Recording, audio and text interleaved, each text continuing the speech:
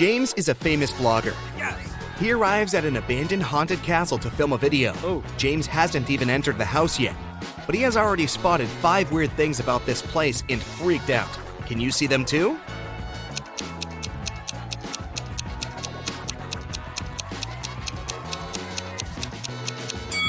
These footprints on the ground are too giant. It's winter, but this cherry tree is blooming.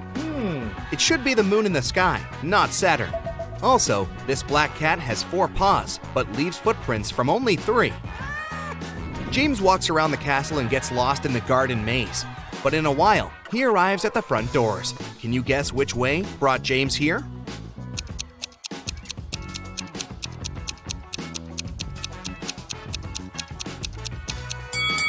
Here's the only way to cross the maze. Unfortunately, the doors are locked. James needs to enter a 4-digit code. Can you find any clues?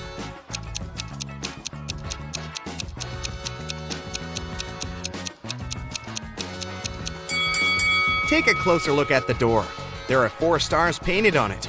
The first one has 5 rays, the second has 4 rays, the third one, 9, and finally, the fourth one has 7 rays. Therefore, the correct code is 5497. James enters the castle. It's very dark. Suddenly, someone grabs his camera and runs away to the library. James follows the thief. In the library, he faces a werewolf, a vampire, and a lady ghost. James questions them all. The werewolf says, "I only come here for magic books to find a way to become human again. I'm not involved in the robbery." The lady ghost says, "Someone spilled cherry juice on my favorite dress. I spent an hour in the bathroom trying to clean it. I didn't see anything suspicious." And the vampire says, "It's early evening now. I got up just a minute ago. Why would I need your camera anyway?" Who is lying?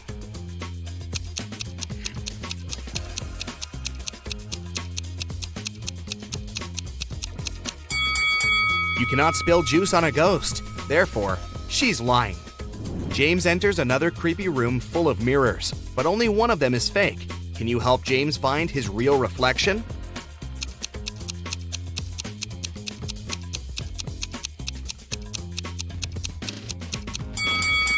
Only the second mirror shows the truth. James enters the toilet room, but all cabins are occupied. Can you spot a zombie among the visitors?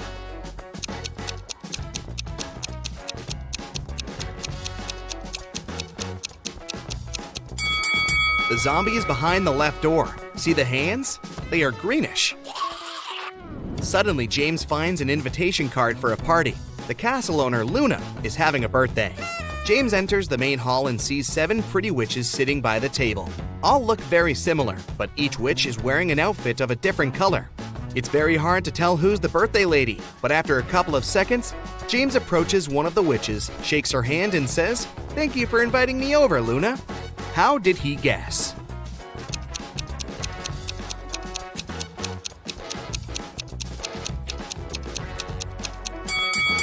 Take a look at these gifts. Each witch brought a box wrapped in the color of her outfit, but the green box is absent because Luna is wearing the green dress.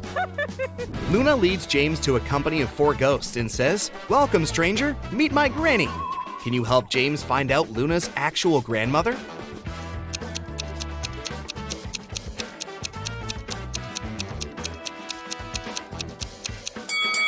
It's the third ghost. She's wearing the same brooch as Luna.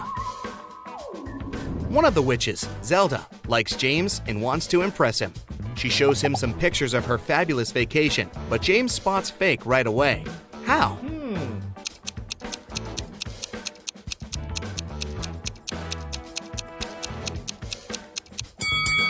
Take a look at the angle of the shadows in this picture. It's obvious that Zelda has photoshopped herself over this fancy beach view. In the middle of the party, Luna gets a message from her boyfriend, Carl. He lives alone only 20 minutes away from the castle. Here's what he sends. "Sorry for being late, honey. I'm still working." Luna yells, "Liar!" and blocks him. Why?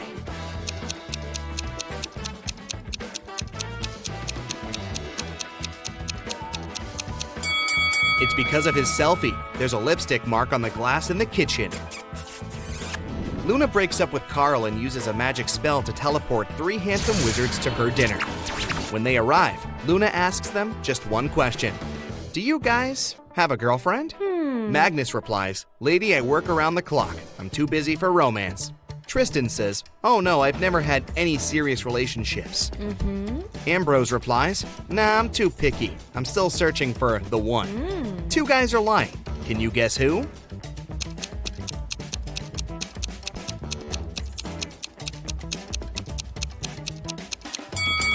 Magnus. There's a romantic tattoo with a female name on his chest. And Tristan. He has a tan line around his ring finger. Therefore, he had been wearing a wedding ring. James goes to the kitchen to help Luna with coffee. He spots 3 odd things right away. Oh. Can you see them too?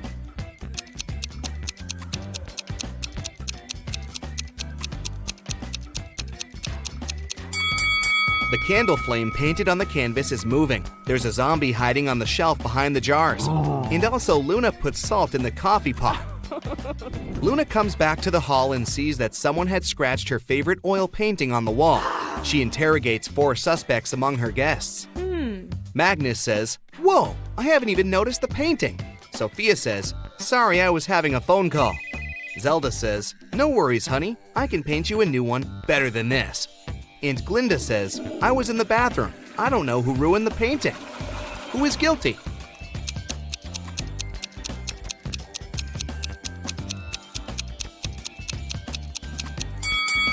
Glinda. Her nail polish has the same color as the scratches on the painting.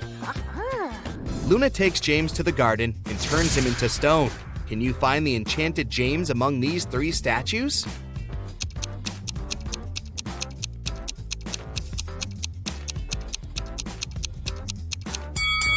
There shouldn't be any grass under a real statue. Meanwhile, James has only been a stone for a few minutes. Therefore, we need to choose the only statue with grass underneath. James asks Luna to let him go. She says, okay, but first, you should crack my riddle. If I had 3 watermelons and 4 oranges in one hand, and 4 watermelons and 3 oranges in the other hand, what would I have? Can you help James figure it out?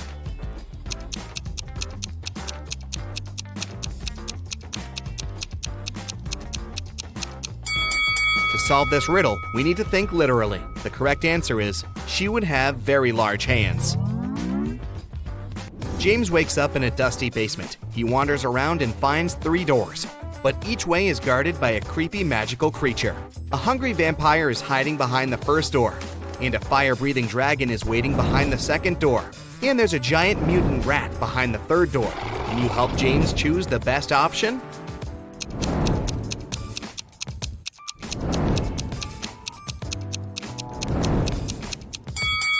James should choose the first door. Take a look at the window. It's already dawn, which means the vampire is sleeping.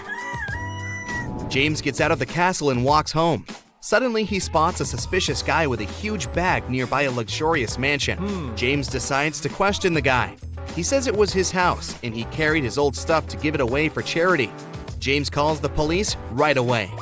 Why?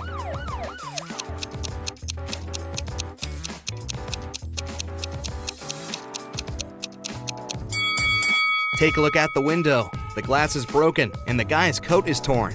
Why would he need to leave his own house through the broken window? Therefore, he's probably a thief. Finally, James arrives home. He checks his emails and finds 3 letters from different witches.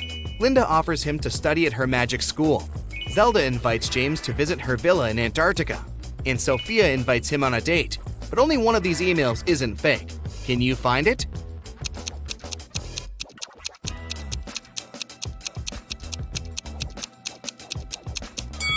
Linda's email is just spam. She doesn't mention his name in the message, and it also contains a suspicious link. Zelda sends him a picture of her villa, but it's clearly not in Antarctica, so only Sophia's email is real. James agrees to go on a date. He arrives at the meeting point and faces not 1 Sophia, but 5. Unfortunately, a wicked wizard had cloned her. He tells James, you only have 1 chance to choose the real Sophia. If you succeed, I'm gonna let her go. Can you help James?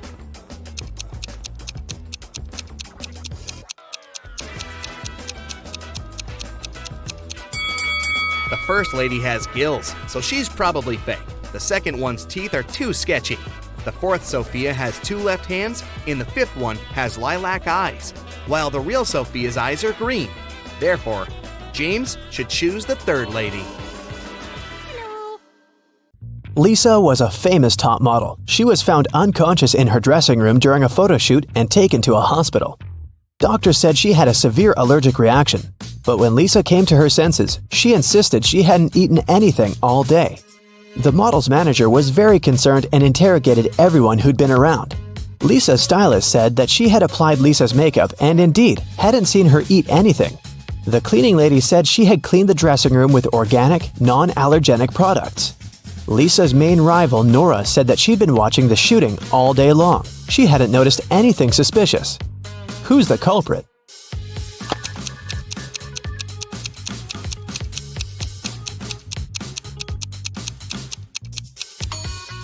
It was the stylist. Lipstick was the only thing Lisa could have swallowed that day.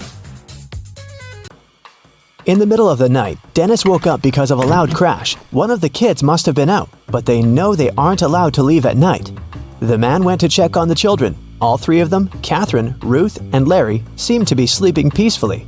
Look at the kids and try to figure out who sneaked out of the house.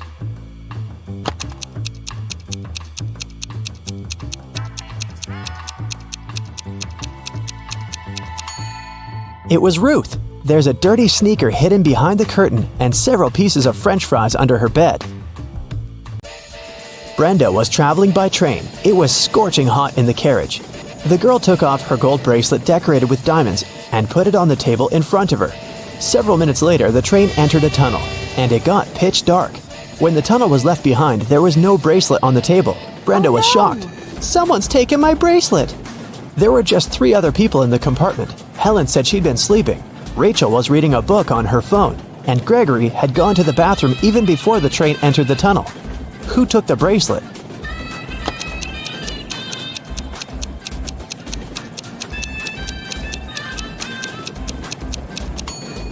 It was Helen.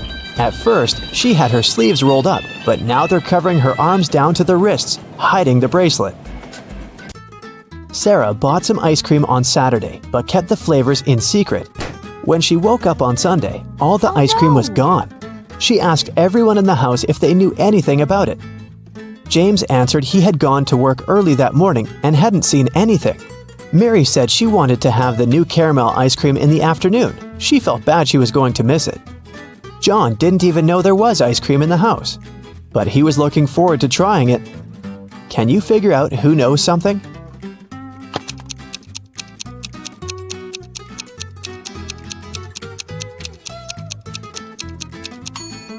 It's Mary. The ice cream flavors were a secret.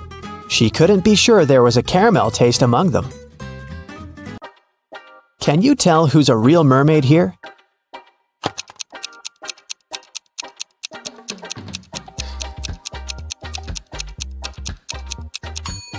The second one is a guy, so he definitely isn't a mermaid. The girl on the right is chilling in the sun, and she's out of the water. Mermaids wouldn't do that because they dry out in the sun. So the real mermaid must be the one on the left. There were some thefts at the supermarket. There were 3 cases in total, in January, April, and June. The security camera recorded these videos. The security officer tried to have a closer look and suddenly noticed one detail. After that, the identity of the thief became clear. What did he notice?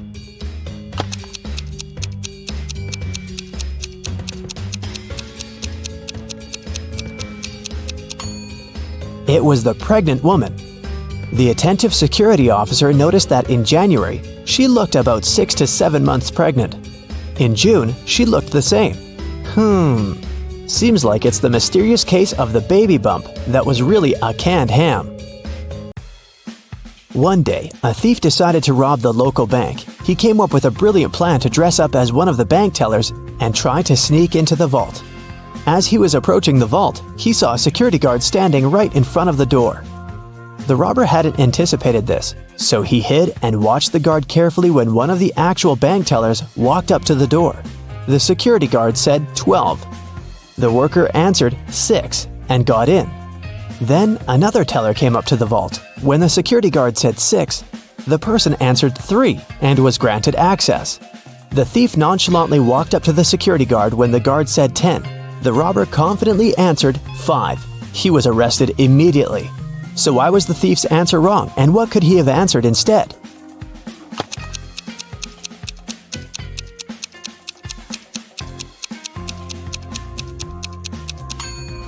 The response has to do with the number of letters in the word. 12 has 6 letters, so the answer is 6.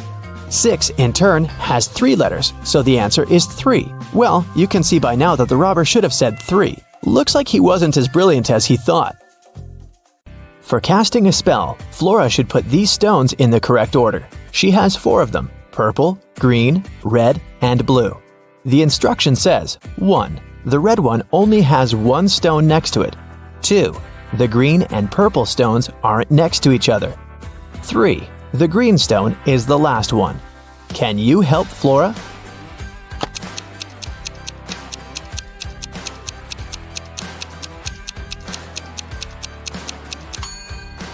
If the red stone only has 1 other stone next to it, then it's either the first one or the last one. But since green is the last one, then red is the first one. If the green and purple stones aren't next to each other, then there's the blue stone between them. So, the correct order is red, purple, blue, and green. It was midday. Kaylin was exploring a big local forest. She found an abandoned mansion and entered it. The door closed behind her back and wouldn't open. Oh no! Kaylin got trapped inside. There were 3 other doors leading to freedom, but there was a catch. Behind the first door, there was a huge pit that would take her miles underground.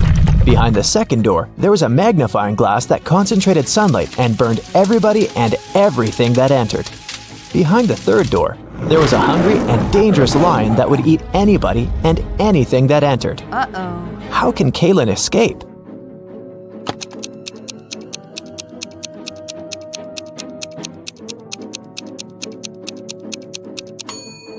Kaylin should wait until sunset. When the sun goes down, the second door with the magnifying glass won't be dangerous anymore. Amelia, Belle, Chloe, and Della are identical quadruplets who always prank people. One day, one of the girls' teachers had to let Amelia leave the class early. She had a doctor's appointment, but the woman wasn't sure which girl was Amelia. The quadruplets had decided to help her. Here is what they said. Amelia is one of the girls standing in the middle. No, Amelia is one of the girls standing on the sides. I'm Amelia. I'm not Amelia. 3 girls lied and 1 told the truth. Who is Amelia?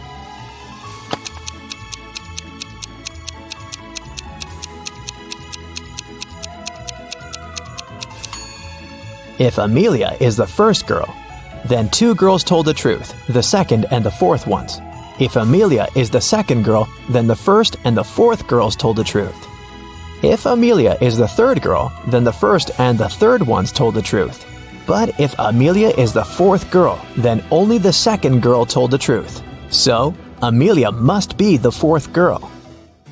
Esme was having a walk in the forest and got lost. She found a witch's house, petted her black cat, and asked the witch to send her home. The witch wanted to play a game. If Esme won, she'd send her home. But if Esme lost, she'd have to stay with the witch forever. We'll be saying numbers between 1 and 10. The next player will have to choose a number that's between 1 to 10 greater than the previous one. The first person to say 50 wins. You can start. How can Esme win?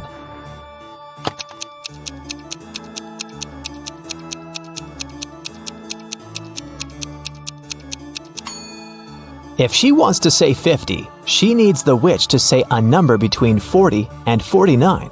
So, before 50, she has to say 39. If she wants to say 39, the witch has to say a number between 29 and 38.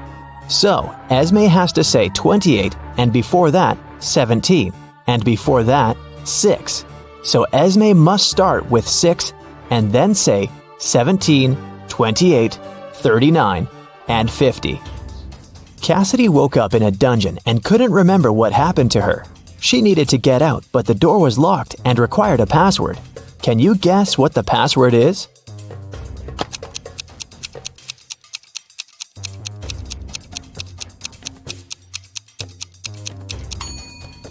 Every next number is made by moving the last digit of the previous 4 to the front. So, the password must be 4728. Mrs. Davies is an elderly lady telling a story of her life. After I lived 1/4 of my life, I got my first car. I married 1/12 of my life later. 1/6 of my life later, I started a business. 1/4 of my life later, I got my first granddaughter. She just turned 18. How old is Mrs. Davies?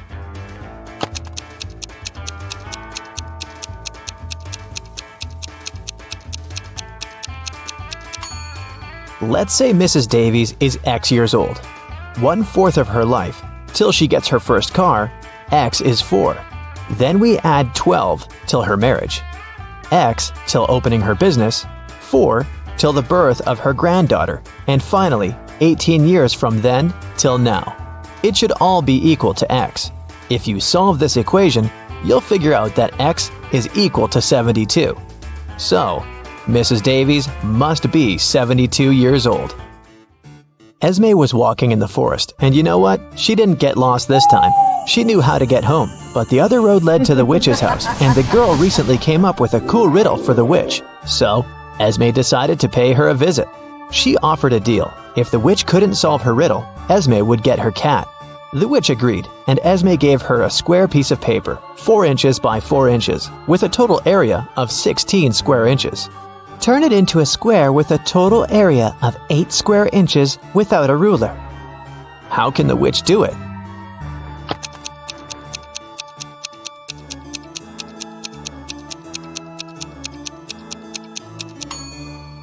The witch should fold the 4 corners of the square towards the middle. This way, she'll get a square that is exactly twice as small as the original one. Apparently, the witch gets to keep her cat this time. There's a box filled with balls of different colors, 5 red ones, 8 blue ones, and 11 purple ones. Allison has a tricky task. Blindfolded, she has to keep picking up balls until she's sure that she has balls of at least 2 different colors. What's the minimum number of balls she should pull out of the box?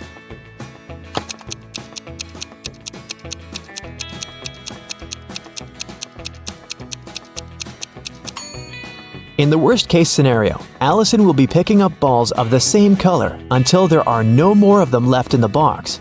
The majority of balls are purple, so if she picks up a purple ball every single time, it'll be 11 balls. And only after that will she get a ball of a different color. So, she should pick up 12 balls.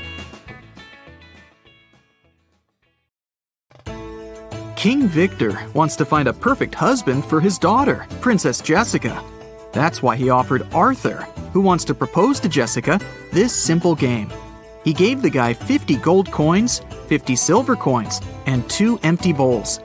Then the king said, "Put these 100 coins into these 2 bowls. You can divide them any way you like, as long as you use all the coins. Then I will blindfold you and move the bowls around. After that, you can choose 1 bowl and pull 1 coin out of it. If the coin is gold, you will marry my daughter. But if the coin is silver, you'll spend the rest of your life in jail." Can you help Arthur raise his chances to marry Jessica?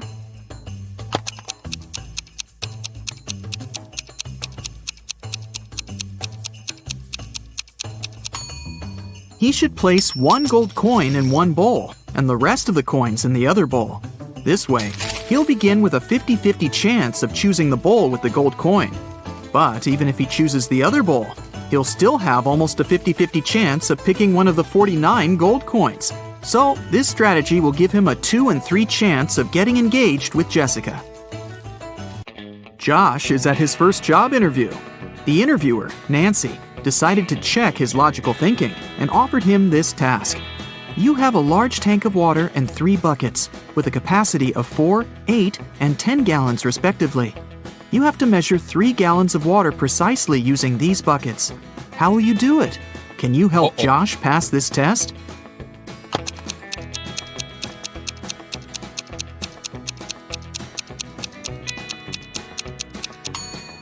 It's impossible. The interviewer asked Josh to measure 3 gallons, which is an odd number. But she offered Josh the buckets that only fit an even number of gallons, 4, 8, and 10. So he can't be precise in his measurements. There was a doctor with curly hair who lived on 5th Avenue. One day, the doctor's brother got married. What's the family relationship between the doctor and the groom? Keep in mind that brother is not the answer you need.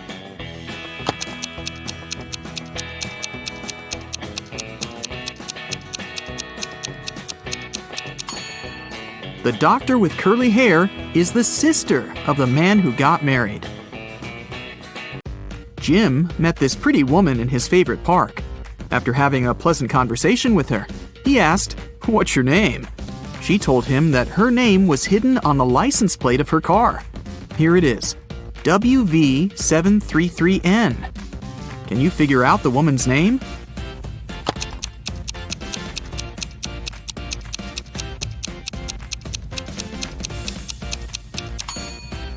Look at the symbols upside down. The lady's name is Neelam. A kind-looking elderly woman came up to Mia in a restaurant. The woman said, "You look exactly like my younger daughter. We argued and haven't been speaking for many years. Could you do me a favor and say, 'Goodbye, Mother,' with a smile on your face when I leave?" Mia felt very sorry for the poor woman and agreed. So she said, "Goodbye, Mother," when the old woman left. Soon after that, Mia got the biggest shock of her life. Can you guess what happened?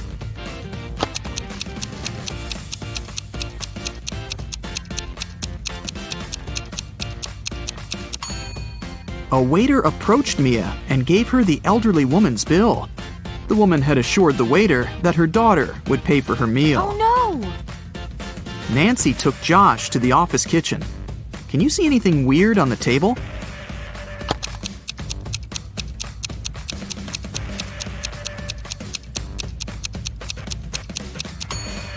Take a look at the electric kettle. Min and Max are on the opposite sides. Look at this cute little rabbit rotating the gear. Can you predict which mark the arrow will point at? Number 1 or number 2?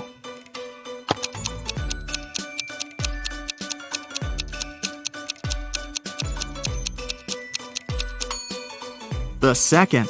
The gears in direct contact will always rotate in opposite directions. There are 40 elephants, and they have 44 heads. How can this be possible?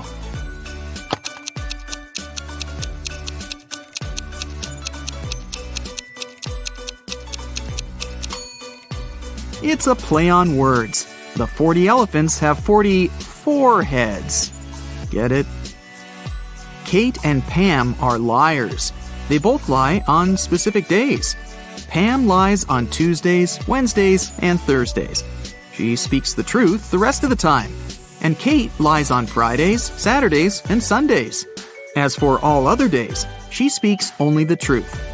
Can you figure out that one day of the week when both Kate and Pam can say, "Tomorrow I'll lie"?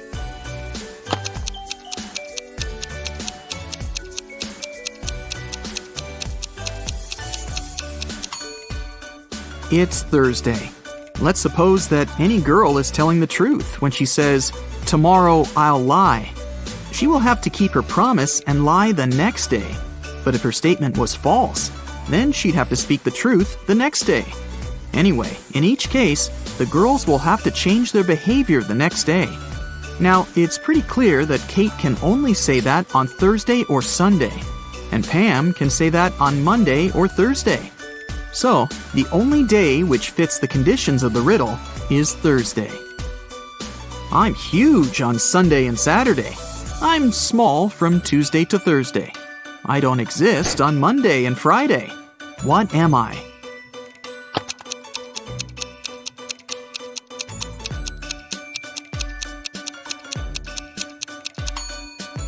The letter S.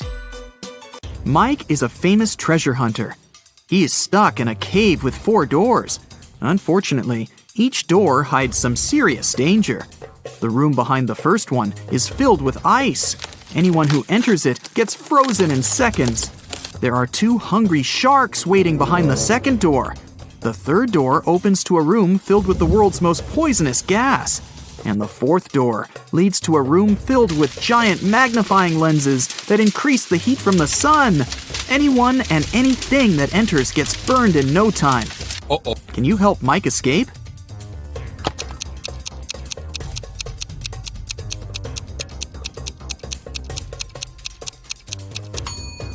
He can get away through the fourth door at night when the sun goes down. Bobby needs to crack a secret code using the following clues. One of the numbers is correct and is placed in the right place. Nothing is correct. 2 numbers are correct, but not in the needed position. 1 number is what we need, but it's not in the correct position. 1 number is okay, but not put in its right place. Have you figured it out?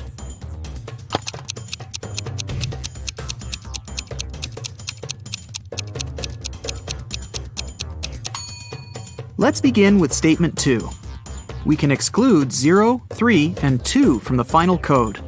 Now, according to statement 3, we can conclude that numbers 1 and 8 are correct. Statements 1 and 4 help us to learn that 9 is in the final code, and it comes third. Now it's time to identify the right places for 1 and 8. Let's take a look at statements 3 and 5. 8 can't go third because this place is already occupied by 9, and it can't go first because it contradicts the third condition. So, the correct code is 819. Take a look at these matchsticks. There are 5 identical squares. Can you form 6 identical squares by moving just 3 matchsticks? Keep in mind that you're not allowed to let them overlap or break the matchsticks.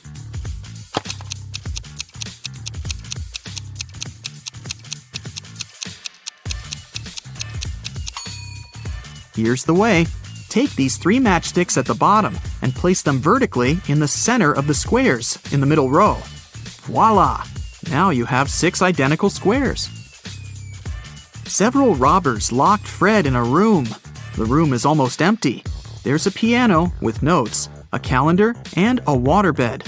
The room is locked from the outside. Can you guess what Fred ate and drank and how he escaped from the room? To crack this riddle, you definitely need to think outside the box.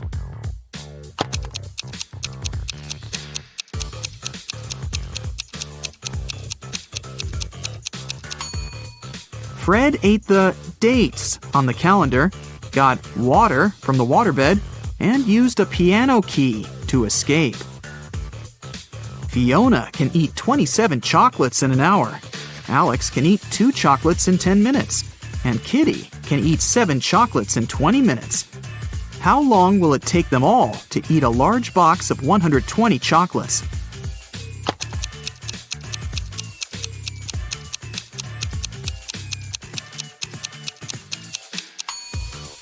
Two hours. In 1 hour, Fiona eats 27 chocolates, Alex eats 12, and Kitty eats 21. The total is 60 chocolates. Therefore, it would take them all 2 hours to eat all 120 chocolates. I'm soft and cuddly, which soothes your heart. But if you pick my last name, I'm gonna tear you apart. What am I?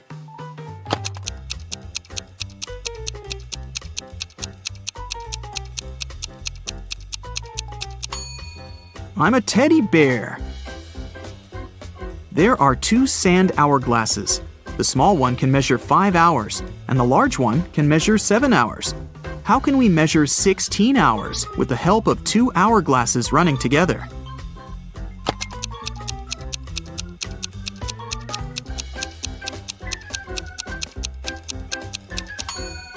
First of all, start both hourglasses at the same time. 5 hours later, flip over the small hourglass. Then wait for 2 hours and flip over the large hourglass as soon as it finishes its first 7-hour cycle. When the small hourglass finishes the second cycle, this will mean that 10 hours have passed. At this point, the large hourglass will have been running for 3 hours. So now, you should flip over both the small and large hourglasses. This way, you'll make the large hourglass run for 3 hours. When the large hourglass finishes its 3-hour cycle, this will mean that 13 hours have passed. Now, flip both the small and large hourglasses over again. When the small hourglass runs out of sand, it will mark another 3 hours. You've just measured 16 hours, and the mission is accomplished. Can you guess which color should be added to the top of this tree?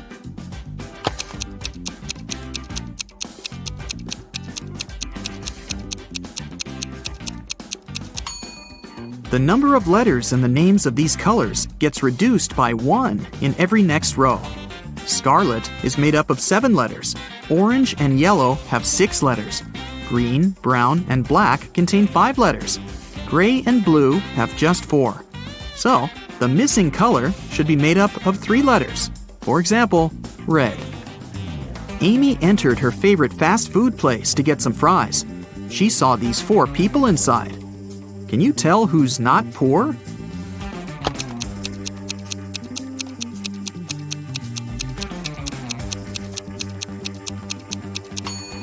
The first lady has a fake Gucci bag. This gentleman has a patch on his jacket. The third woman has threads sticking out of her suit. And the fourth guy has a bunch of expensive gadgets. So, he's definitely not poor. Take a look at these matchsticks. Can you find a way to make 3 squares by moving just 4 matchsticks?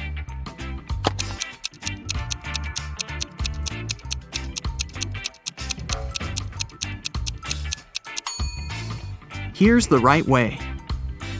The accountant says, "The attorney is my brother." But the attorney claims he doesn't have a brother. Who's lying?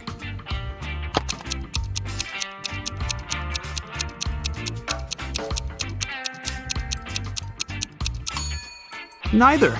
The accountant is his sister. One summer night, Emily threw a big party. But in the morning, she discovered that someone had stolen all her jewelry and money. Oh no! The police have 3 suspects: Daniel, Emily's boyfriend, Lily, her best friend, and Hannah, the girl's sister. Daniel told the police that he'd been playing computer games with his friend all night long. Lily felt sick and went home in the middle of the night. She said she knew nothing about the theft when the police called her. And Hannah said that she had stayed at the party till 7 a.m. and then had taken a taxi home because nobody could give her a lift. It was dark and she couldn't see anything. Who was lying?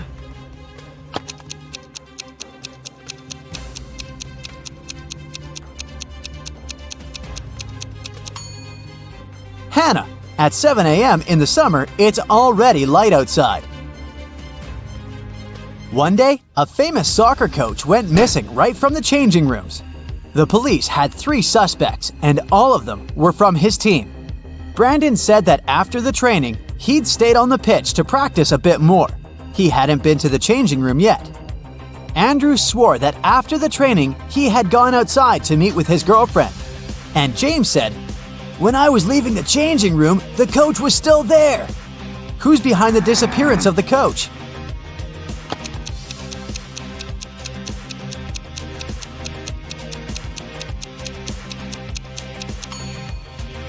It's Brandon. He said he hadn't been to the changing room yet. But look, he's wearing not his uniform, but his street clothes. Once, a mad professor kidnapped Zoe and held her in his house. Was he planning to experiment on her? There was no way the young woman could escape. But one day, the scientist got bored. You'll have to make breakfast for me tomorrow. If I like it, I'll let you go. If not, no one will hear about you again. In the morning, Zoe went to the kitchen and started cooking. But when she turned away from the stove, the scientist threw a whole box of salt into the pot. However, when Zoe served him breakfast, he realized he had to set the girl free. Can you figure out what Zoe cooked?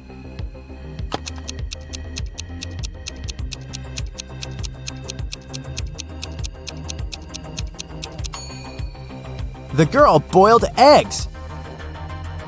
A man on a motorbike crashed into the window of Mr. Ruby's store. grabbed several expensive watches, and drove away.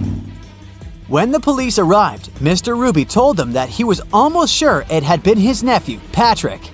The officers went to visit the guy. Because of a heavy downpour, it took them 1 hour to get there. Patrick was at home, together with his friend. "Look at the weather. I haven't been outside since yesterday." Patrick's friend confirmed his words, but the police didn't believe their story and arrested Patrick. Why?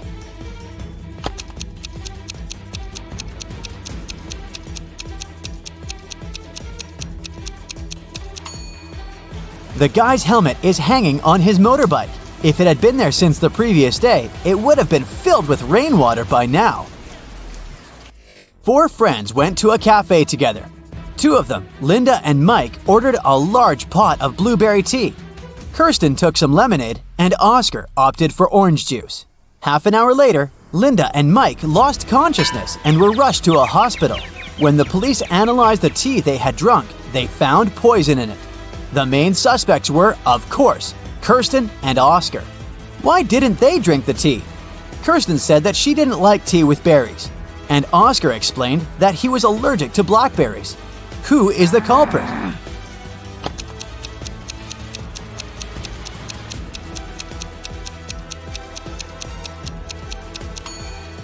It's Oscar. He said he was allergic to blackberries, but the tea his friends drank was with blueberries.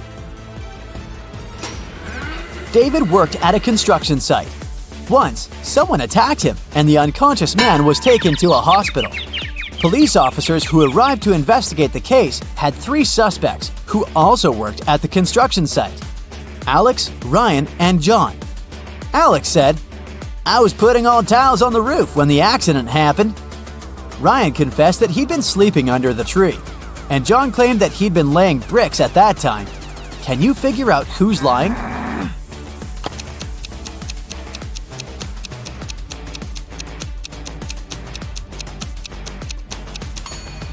Alex was the one to hurt David. The building has no roof yet, so he couldn't be putting tiles up there. You've bought a cute little rabbit at a pet store. The animal can breed every 2 months, and every time it will deliver 5 babies. How many rabbits will you have in a year?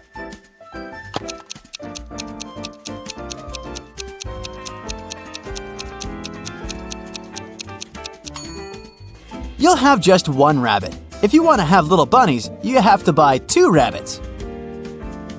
Look at these people attentively. Who is a mer person? Pay attention to every little detail.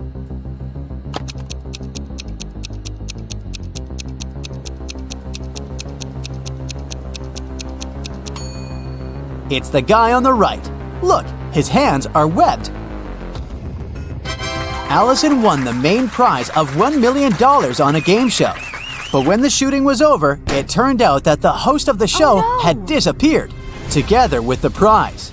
The police managed to log into the computer in his office. They saw that the host had sent this message to his girlfriend. It looked like the host had told his girlfriend where he was going. The police went to the airport, but which flight was the host going to catch? Can you figure it out?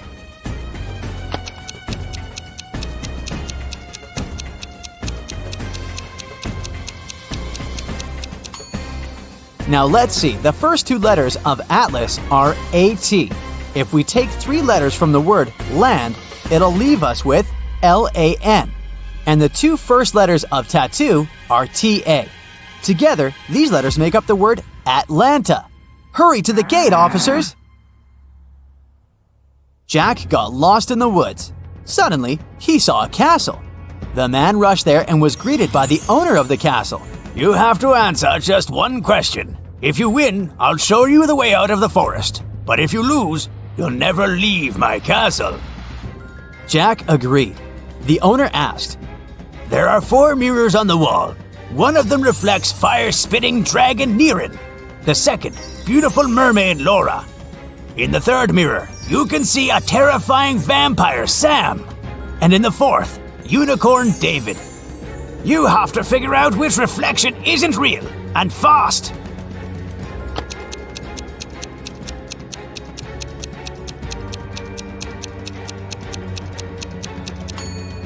The reflection of Vampire Sam isn't real. Vampires can't be reflected in mirrors. A businessman arrived at his office after a long trip and discovered that some important documents had disappeared from his desk. He immediately called the police, and a detective arrived shortly after. After interviewing all the workers, he had a list with 3 suspects on it. They were Emma, the accountant, Sophia, the receptionist, and James, a sales manager. But each of these people claimed that they hadn't even been inside the businessman's office. Still, it didn't take long until the detective figured out who was lying. Can you do the same?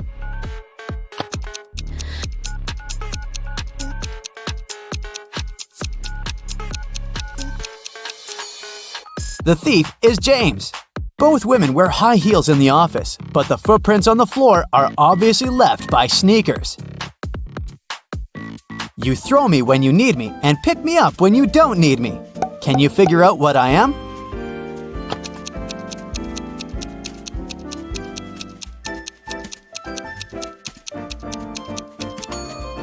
Right you are. I'm an anchor. How can you increase 66 by 1.5 if you aren't allowed to make any mathematical operations? Hurry up and crack this riddle.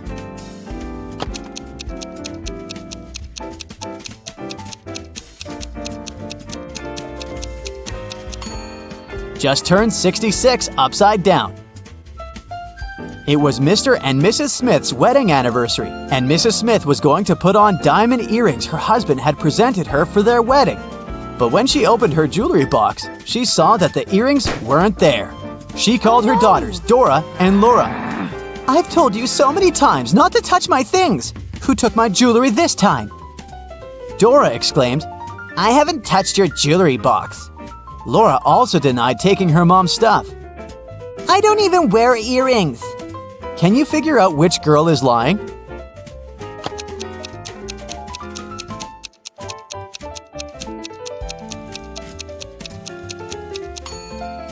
It was Laura who stole the earrings. Her mom didn't specify which piece of jewelry was missing. Carol was invited to a Halloween party in an abandoned house. Her friends asked if she was up for a challenge, and she said yes. Soon enough, she was locked inside a room. In this room, there was one door and 3 light switches next to it.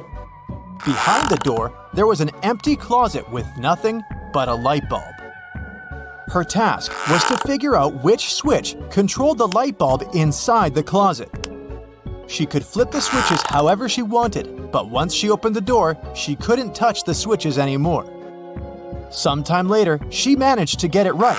How did Carol do it?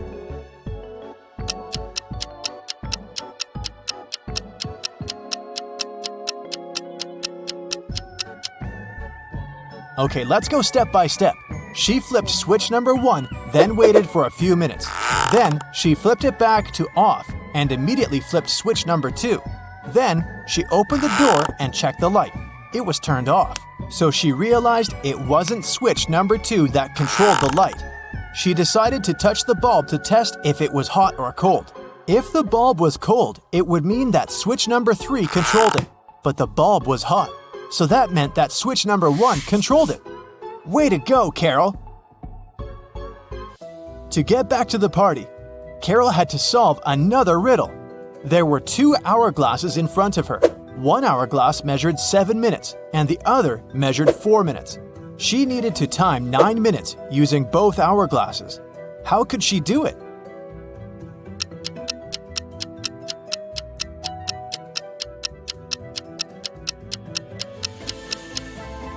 First, she turned over both hourglasses at the same time. By the time the 4-minute hourglass was done, the other one still had 3 minutes left. Carol flipped the 4-minute hourglass over again. By the time the 7-minute hourglass was empty, there was 1 minute left on the other hourglass. And by the time the 4-minute hourglass emptied again, there was 1 minute's worth of sand in the bottom half of the 7-minute timer. She flipped it over again, so there was 1 minute's worth of sand in the top part of the hourglass. And when the 7-minute timer finally emptied again, 9 minutes had passed in total. Phew, that took some work. Someone stole a rare diamond from Mrs. Monica Fraser's house. Mrs. Fraser claimed she'd walked into her bedroom one morning and found that the glass box in her dressing room had been broken and the diamond had been gone. She called a detective, who soon arrived at her place and asked some questions. Based on his inquiries, he gathered 3 suspects. Mrs. Fraser's gardener, Steve, had the key to the house. Her cousin Sophia was staying with her for the week, and the cleaning lady Adeline cleaned the house every day. Steve said he was on holiday that week, so he wasn't anywhere near the house when it had happened. Sophia said she didn't even know her cousin had a diamond hidden in her house. And Adeline said that she'd been cleaning the house at around 10 p.m. the previous night. Everything had seemed all right. Who stole the jewelry?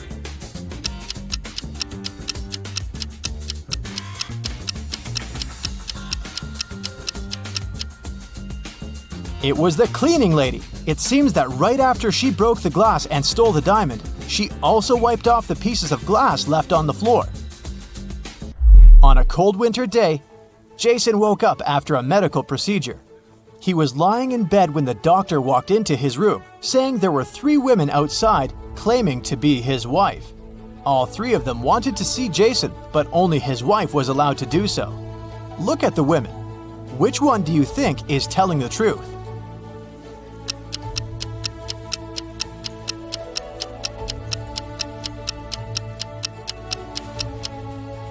The woman wearing a white shirt is the only one that has a ring on her left finger. She's the wife. It was a lazy Sunday morning, and John was having breakfast in the kitchen. Suddenly, he heard glass shattering. He walked into the living room and saw that someone had just broken one of his windows. He was mad and decided to go outside to see if he could find the culprit. There were only 3 people in the street, so he talked to each of them. The first was one of his neighbor's children. He was coming back from his football practice, holding a ball in his hands. He said he'd been going home at the time of the incident. The second person was Stephen, John's neighbor and longtime friend. He was carrying a toolbox. The man said he decided to come home to fix John's window. The last person was Julio, a mailman. He was riding his bike, throwing newspapers on people's front lawns. He said it had been hours since he'd passed John's house. Soon enough, John figured out who had done it. How?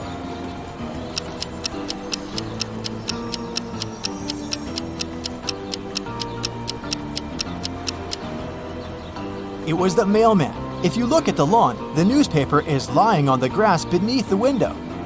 He threw the newspaper towards the mailbox, but missed it, and it hit John's window. Whoops. It was a stormy night. Kate and her boyfriend stayed up late watching a soap opera. In the middle of it, there was a weather forecast. The weather lady said it would keep raining for 2 more days, but in 72 hours, it'd be bright and sunny. Kate turned to her boyfriend and said that the weather lady was wrong, and the girl was right. Why?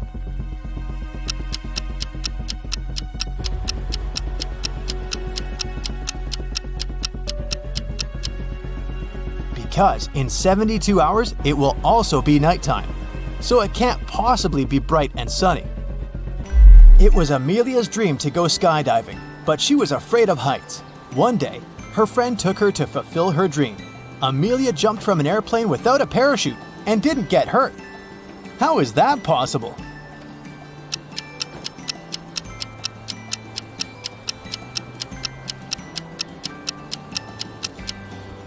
The plane wasn't flying, it was still on the ground. Duh. Dave, an archaeologist, traveled to Egypt on a very special mission. He spent days excavating ruins hidden under the sand, and the only thing he found was a coin marked 10 BCE. When he showed it to his colleagues, they told him the coin was a fake. Why?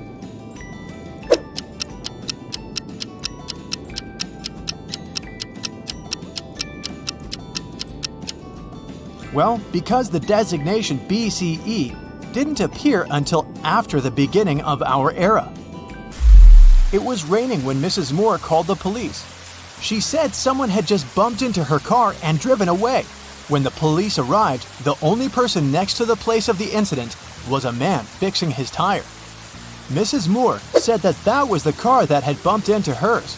However, the gentleman said that it couldn't be true because he'd been busy fixing his car the whole time. Can you tell who's lying?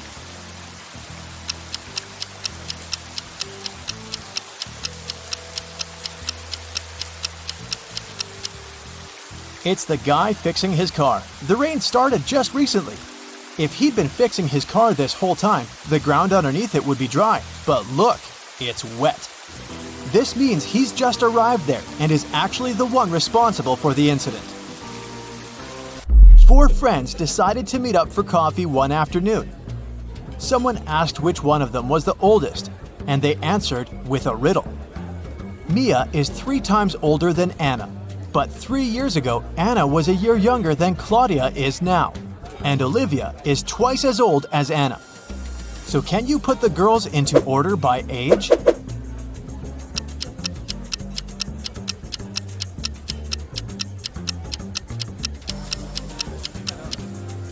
The correct order is Mia, Olivia, Anna, and Claudia. Here's a quick one. What belongs to you, but others use it more often?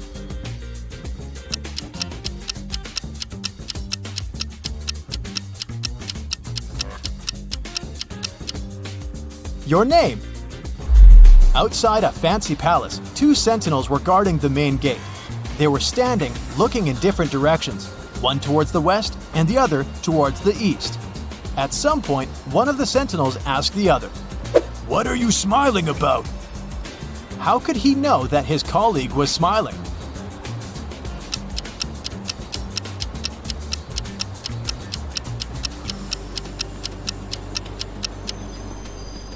Well, despite the fact that they were looking in different directions, they weren't standing back to back. They were facing each other. Kevin was away on business and had to spend the night in a hotel. After a full day of meetings, he returned to his room to get some rest. He went to bed but couldn't fall asleep. After tossing and turning in bed for hours, he called someone, didn't say a word, and then finally fell asleep. Who did Kevin call? And how could he finally fall asleep?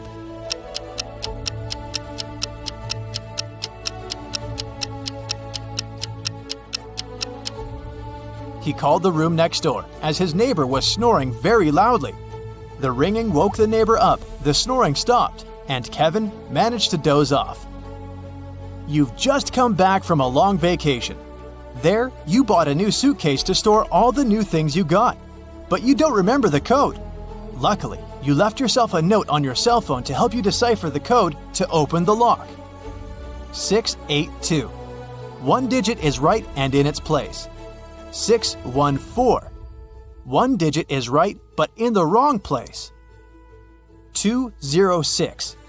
2 digits are right but both are in the wrong place. 768. All digits are wrong. 380. One digit is right, but in the wrong place. What's the 3-digit code?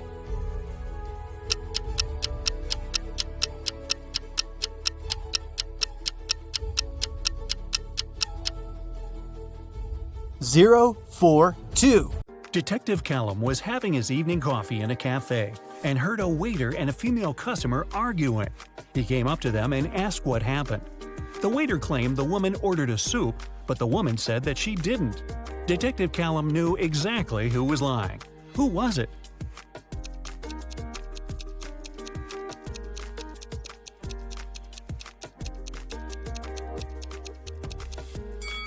The sign on the door says that the cafe serves hot dishes only till 4 p.m. Take a look at the clock. It's 7 p.m. Even if she wanted to, the woman couldn't order the soup because it was too late. So, the waiter is lying. Chase was watching TV in the living room while his wife, who was in her 3rd trimester, was cooking dinner in the kitchen.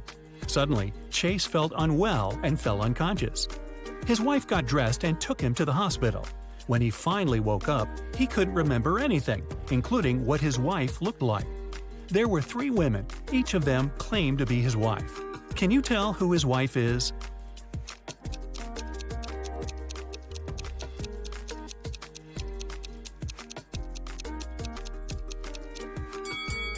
For Firstly, his wife was pregnant and was in her third trimester, so she must have a belly. So it isn't the woman on the left who doesn't look pregnant at all. Now look at the shoes of the other two women.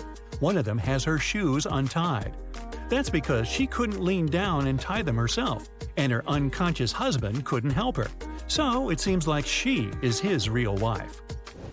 Esme was having a regular walk in the forest. In the evening, she decided to come back home but got lost.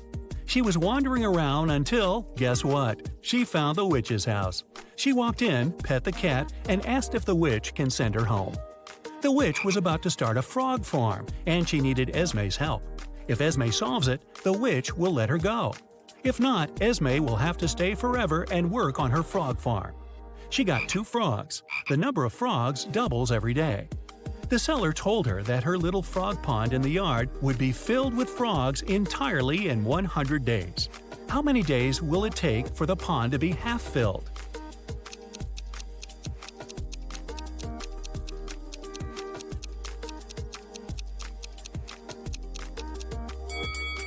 Since the number of frogs doubles every time, the pond will be half filled the day before the pond is filled completely. So it'll happen on the 99th day. Emery was on the expedition and finally found an old cave where pirates used to leave their treasures. However, there are 4 chests, but only one had the gold. If Emery touches the wrong one, she'll get locked in the cave forever. The first chest said, "The treasure is in chest 2 or chest 4." The second one said, "It's in chest 1 or chest 3." The third chest says, "It's in here." The fourth one said, "It's not in here." However, only one of these statements was true. So which chest should Emery pick?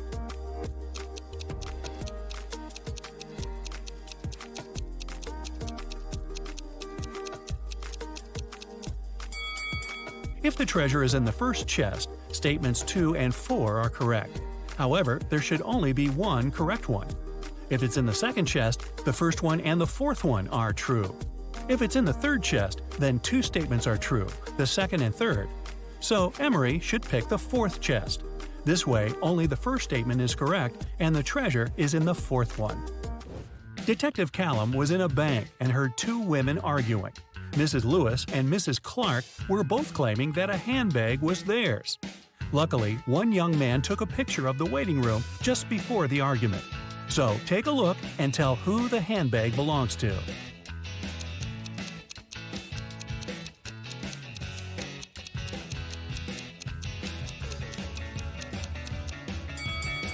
The handbag stands right between the women. However, Mrs. Lewis has a cast, and the bag stands next to her broken arm. If it was her handbag, she would put it on the other side of her, so the bag must belong to Mrs. Clark. Nick and Collins were traveling by train, and they were leaving at the same station. Collins stood up first and got his bag. But when Nick got his bag, he opened it and realized it wasn't his. So he accused Collins of trying to steal his bag. However, Collins says it was just an accident, because the bags looked exactly the same. Still, Nick didn't believe it was an accident. Take a look inside their bags and try to guess why. Collins' bag is only filled with a couple of plush toys, while Nick's bag had electronics and many books.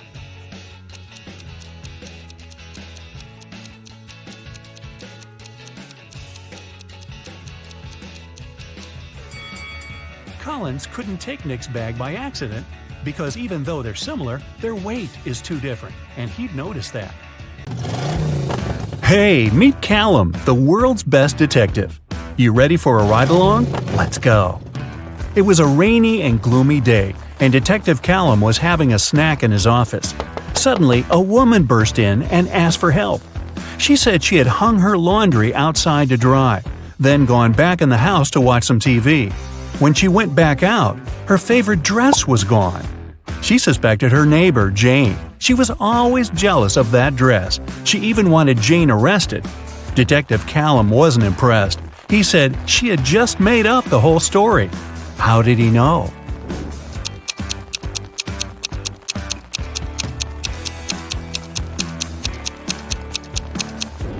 It was a rainy day.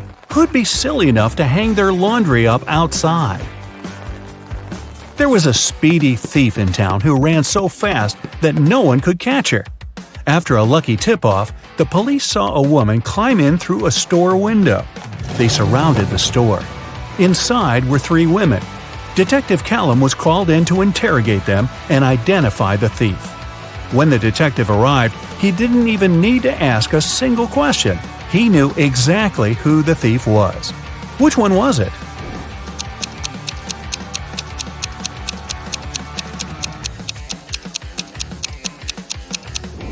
It was the third woman. These two are wearing heels. They wouldn't be able to run in those things. The third woman is wearing sneakers. A downtown bank was robbed. There were 2 criminals, but police could only catch one of them, Bill. Bill refused to say who his accomplice was, but the police had already rounded up 3 suspects: Harry, George, and Ben. They called up their trusty friend, Detective Callum. The detective only needed 5 seconds to crack the case. I'll give you 7.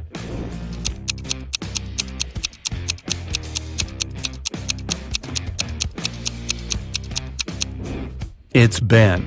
Look, he has the exact same tattoo as Bill. Several women had gone missing recently, and even though it was a small town, police just couldn't catch a break. No clues for months. One day, Callum spotted the kidnapper going into a small abandoned shed. When he burst in, he found himself looking at 3 women. They all said they were locked in this small room and hadn't been out in months. But Callum knew one of them must be the kidnapper who was just pretending to be a victim. The first woman said her name was Genesis. She had been there about 8 months. The second woman, Tatum, said she had been there about 6. The third woman, Chloe, said she'd only been locked up for about 2 months. The detective knew exactly who the kidnapper was. Do you?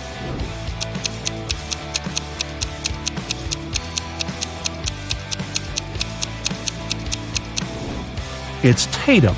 Look at her nails. She has a fresh manicure. 6 months? Yeah, right. The owner of an ice cream parlor filed a theft report. Someone stole all the money from the register. He was only gone for like 2 minutes. Detective Callum showed up 20 minutes later. There were 3 people inside. Ainsley said she had been talking on the phone with her friend. She hadn't seen anything. Rhett said he just arrived a couple of minutes ago. Joshua said he wasn't really paying attention. He didn't notice anything. So, can you figure out who's lying? Who stole the money?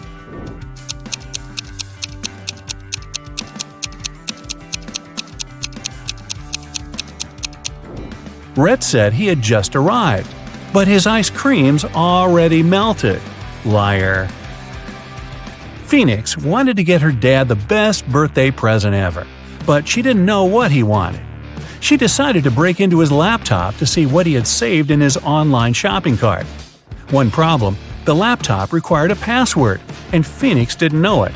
Luckily, there was a note next to it. She sent a picture of it to her friend, Detective Callum.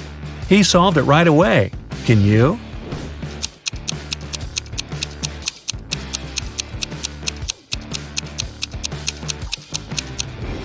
The note doesn't make sense because it's upside down. Flip it over and you'll see a sequence of numbers 88, 89, 90, 91. The numbers before it are 86 and 87. So the password is 8687. Detective Callum traveled to a small neighboring city where young women were being kidnapped every day. 4 had already gone missing. They all lived on the same street.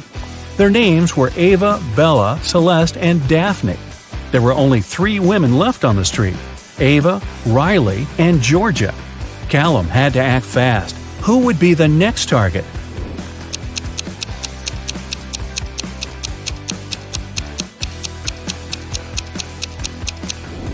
The women are getting kidnapped in alphabetical order: A, B, C, D. The next target will be Ava. Mr. Coleman's mansion was robbed while he was on vacation. He immediately called Detective Callum. Everyone who had been to the house got interrogated. Sydney, his sister, said she'd gone to the house a couple of times to find some papers on Mr. Coleman's desk. Samantha, the gardener, said she'd come every week to water the plants. Asher, the cleaner, said he'd come every Friday to clean the house. Callum found all 3 of their fingerprints on Mr. Coleman's desk. He now knew exactly who the robber was. Who?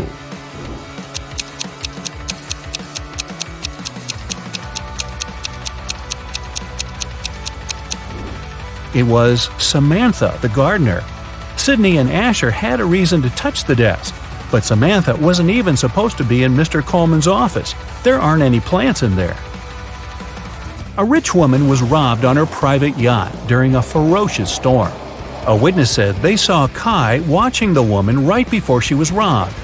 Kai denied everything and said he was in his cabin at the time, writing a letter to his wife. Detective Callum asked to see the letter. 5 seconds after Kai handed it to him, Detective Callum put him in handcuffs. Why?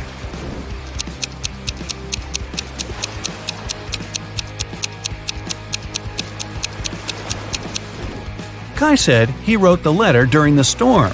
There's no way his writing could be this neat when the entire yacht was swaying around like crazy. Logan, a young businessman, was poisoned in his house. Detective Callum was on the scene. Pretty soon he had 3 suspects. Logan's girlfriend, Michaela. She said she hadn't seen him that day because she was busy at work. Next, there was his business partner, Rob. Rob said they'd had an argument and they both got pretty angry, but he hadn't poisoned Logan. The last suspect was Blair, the driver.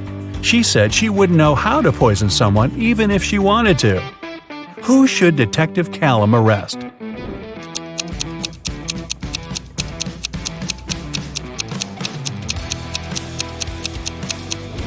Look, there's fresh lipstick on Logan's shirt.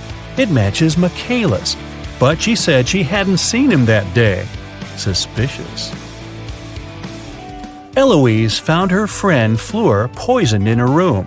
She called Callum and told him she was walking past Fleur's house and noticed her light was on. She texted her, but Fleur didn't respond. She got really worried, so she broke a window, climbed in, and found her on the floor. But Detective Callum didn't believe her. He immediately arrested her for poisoning her friend. Why?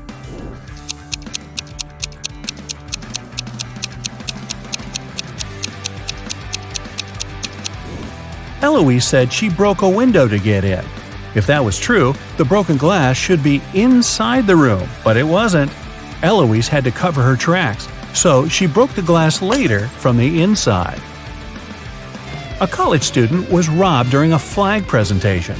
Detective Callum arrived to investigate the case and interrogated several suspects. Kennedy said that she was in the bathroom at the time. Gavin said he'd noticed that the Japanese flag was hanging upside down, so he'd gone over to fix it. Eleanor said that the student who was robbed was her best friend. She would never do that. Who's guilty?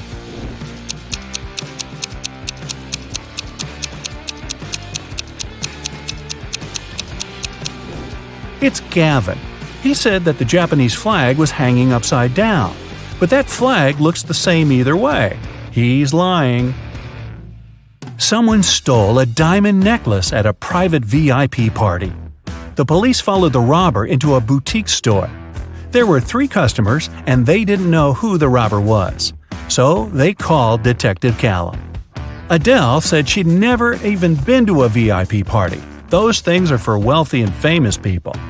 Joseph said he'd never even heard about the party. Florence said she'd been in the shop for the last half hour, trying to find that perfect accessory. Who should Detective Callum arrest?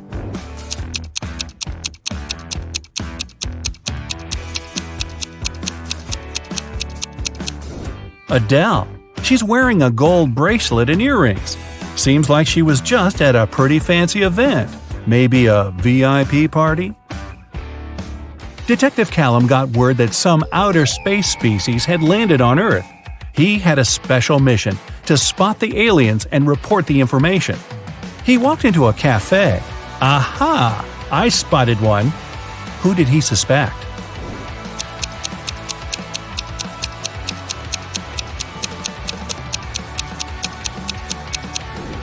It's that dark-haired guy. He has 6 fingers. Mr. Brown, a wealthy businessman, was robbed last night. Detective Callum arrived as soon as he could and questioned 3 of Mr. Brown's neighbors. Mrs. Jonas said she got back late last night and went straight to bed. Mr. Polson said he'd always wanted to see the ocean, so he went on vacation to Bolivia. He just got back about an hour ago. Mr. Tanner said he'd spent the whole day working in the garden and went to sleep around 8 p.m. Who did Detective Callum arrest?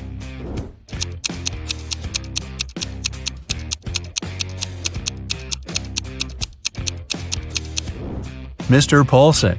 He said he went to Bolivia to see the ocean, but Bolivia isn't next to an ocean. Richard ran into his boss's office. Finn had just hit him in the bathroom for not helping him with his weekly sales presentation. But Finn denied it all. The boss called his golf partner, Detective Callum. He arrived, looked at Richard and Finn, and somehow knew that Richard had lied. How did he know?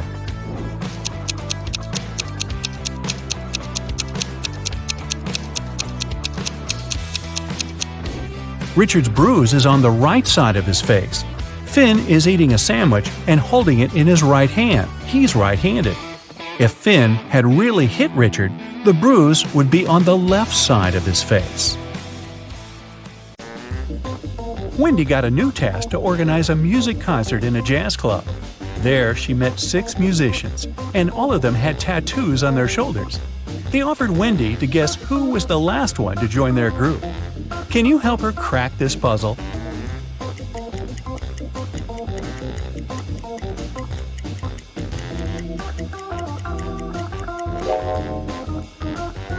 They use letters in alphabetical order, A, B, C, D, E. So, this drummer is the newest member of the band because his tattoo includes the letter F. Wendy's boss gave her an envelope with money and asked her to give it to Dan. Wendy asked, "But how can I recognize him?" The boss said Dan wore a red hat. Wendy entered the concert hall. It was full of people, and Wendy saw many guys in red hats. Can you count exactly how many?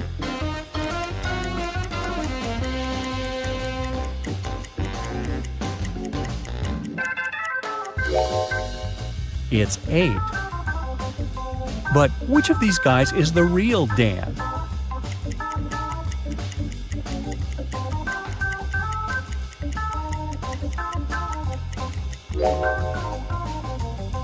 Nope, not this guy with Dan written on his t-shirt, and not this guy with Dan on his tattoo. The real Dan is over here. Look at his badge. It says Dan. The rest of the guys have different names on their badges. Early in the morning after the concert, Wendy drank a cup of coffee, felt unwell, and fainted. 10 minutes later, she woke up in a weird basement. 4 doors could lead her either to freedom or into a trap. Behind the first door, there were hungry bats. Behind the second door, there were rabid foxes. Behind the third door, there were venomous tarantulas. And behind the fourth door, there were venomous snakes. Which door should Wendy choose?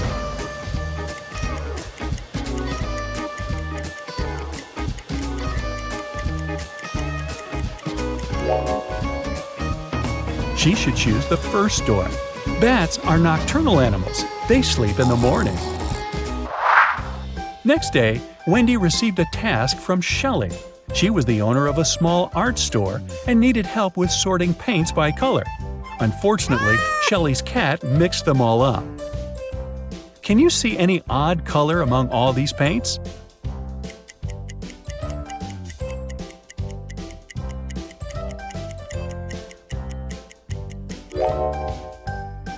Here it is. What about these tubes? Are they all similar?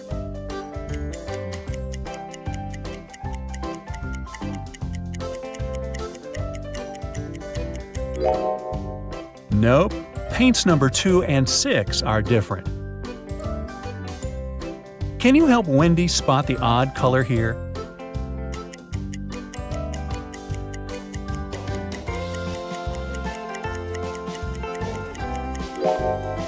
Paint number 1 is a little darker than the rest. What about this box?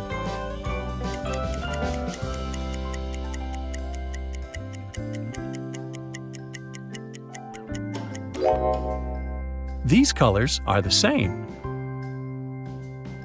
Take a look inside this box. Are there any paints that don't belong here?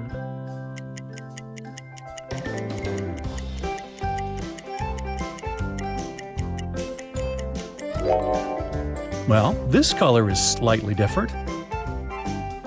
What about these paints? Are they all the same?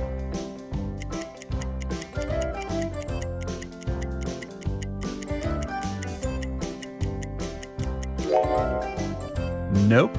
Paints number 1 and 2 are different. And finally, this box. Can you see the paint that doesn't belong?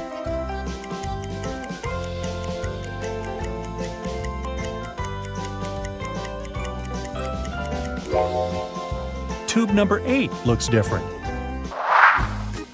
Wendy got a job as a supermarket manager. She assigned night shifts to Vicky and Fiona.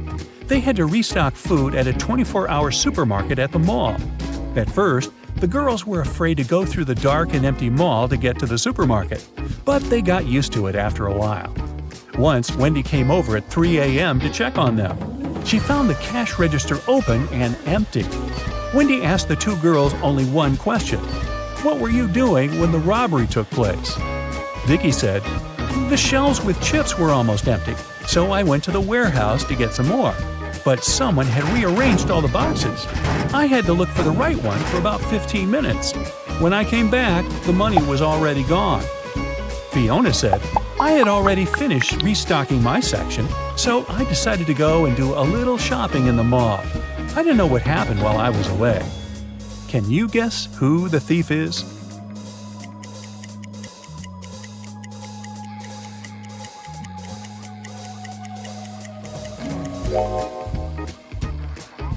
Fiona.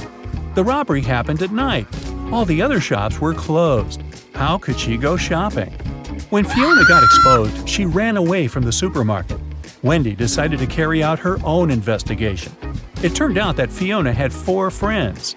Wendy was sure that Fiona was hiding in one of their houses. Since Wendy didn't work for the police, she couldn't get a search warrant and visit them. But she could examine the guys' Instagram accounts. Let's look through their fresh posts. Have you guessed who's hiding Fiona?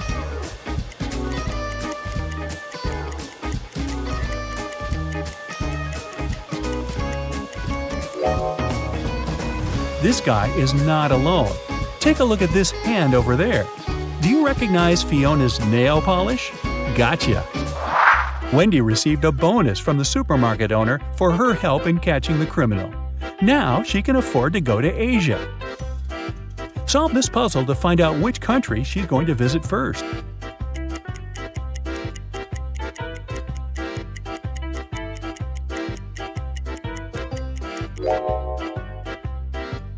That's right, it's China. And which country is she going to visit after traveling around China?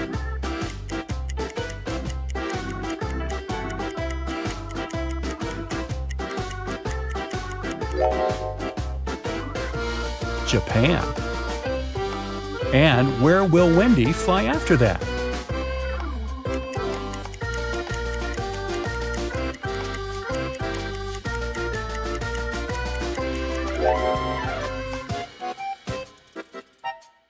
To Singapore. Great job!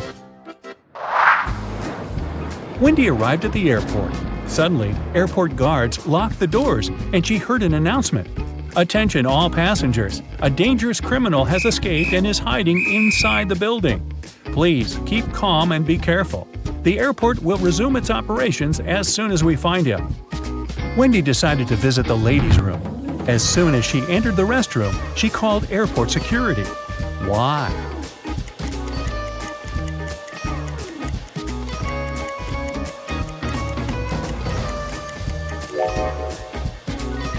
Take a look at this shadow. The criminal is hiding in the second cabin. The criminal was caught and Wendy could continue her adventure. The girl checked in and went to the gate. On the plane, a handsome guy named Chuck approached her. He said that she had taken his place. Wendy showed him her boarding pass and told him that he was wrong. But Chuck kept insisting. Who's right?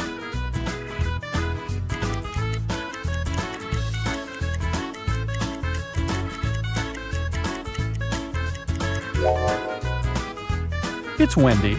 Wendy's seat number is 16I, and the guy's boarding pass has number 19I. He just looked at the number upside down. Space-time collapse has occurred recently in one of the most remote galaxies in the universe, the Rhino's Eye. A group of space scientists accidentally integrated an ultra-deferential evaluator into a quasi-spatial thermostat. How could you? Well, in simple words, somebody put a time machine, which looked like a TV remote control, inside a teleport that looked like a washing machine. So now, dozens of time and space anomalies are popping up all over the galaxy. You're the leader of the Universe Security. This highly developed group of humanoid creatures with dog heads monitors the order in the universe and eliminates all kinds of stellar problems and space-time anomalies. With your squad, you now have to deal with the consequences of today, tomorrow, and yesterday's incidents and turn off the teleporting time machine. You get into your Star Poodle ship and set off on a dangerous journey. The first stop is the planet Up. There, all intelligent and unintelligent life forms move vertically. All people, animals, and other amazing creatures move only up, climbing endless stairs. That's where an alien object from another galaxy and another time has appeared. Find something or someone that's not from this world.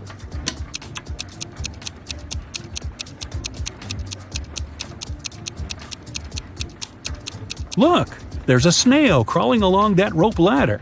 It's moving horizontally. You put the snail in a jar. You're going to send it home, to the planet Slime. Surprisingly, the snail can speak. It asks you for help. An unknown monster has appeared on its world, and now it terrifies all the inhabitants of the slime world.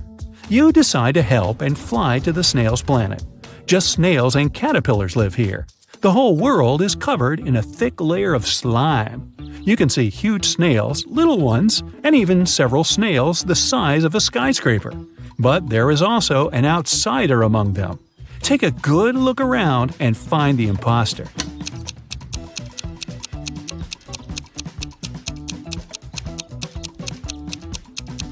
Among snail shells, you notice the shell of a big hermit crab.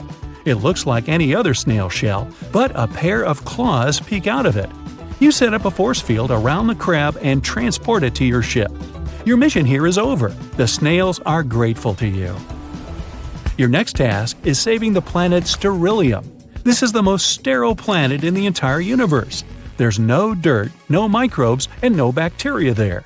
One-eyed flying crystals inhabit this pure sterile world.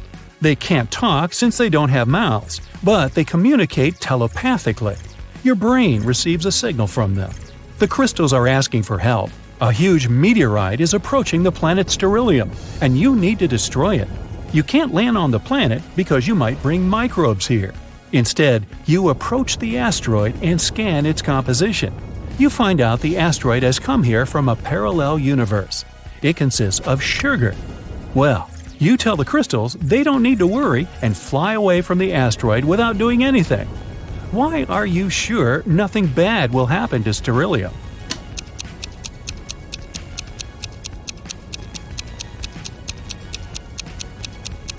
The sugar asteroid will melt and burn up in the planet's atmosphere in a matter of seconds.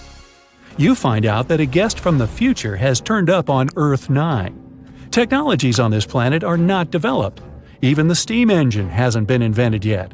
So you decide to perform your mission secretly. You arrive at the field and see 3 farmers. They walk on the plowed land and carry vegetables. One of them is a farmer from the future. But who?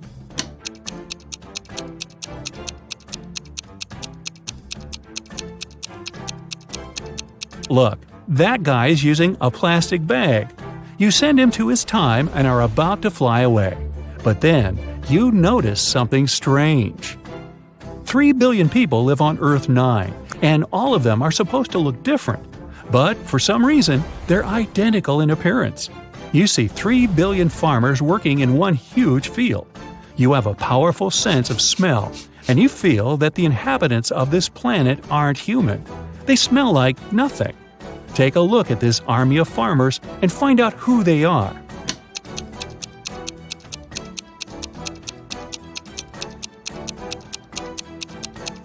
They are all holograms. One of the farmers is flickering, see? But why would someone create such a huge optical illusion? At this moment, all the farmers, the land, trees, and grass begin to blink. The whole world around you disappears. You are inside a small white room now. Your face turns into a human one. Your mouth is covered with a bandage so you can't speak. Your spacesuit turns into a gray shirt. The door opens and a big guy in a white coat enters. He gives you a mop and a bucket of water. "Wash the room," he says, and leaves. You don't remember who you are or how you got here. You need to find out what's going on, but first you need to know what you look like. How can you figure it out in a white room without any glass surfaces, mirrors, and windows?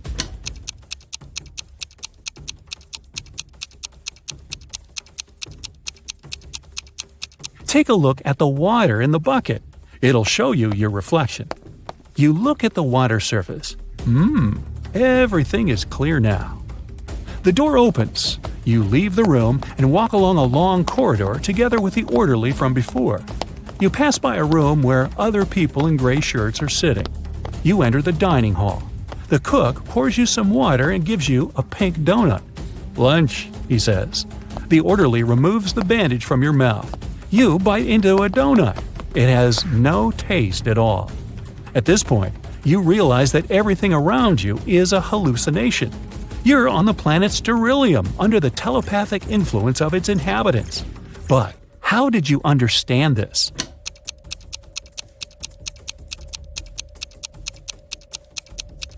When you looked at your reflection in the bucket, you saw your real face, the dog's one. Everything is too clean and sterile around, and the donut has no taste. Crystals don't know what taste is, so they can't create it. John's father has 3 sons. There's Jack, a quiet, intelligent student. Then there's Jason, a popular athlete. So who's the 3rd son?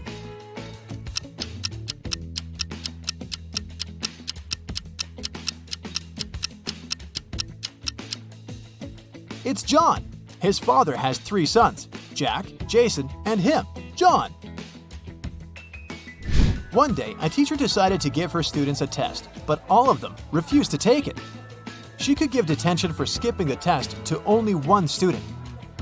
All of them knew each other's names. If a student knew they were going to get a detention, they agreed to take the test.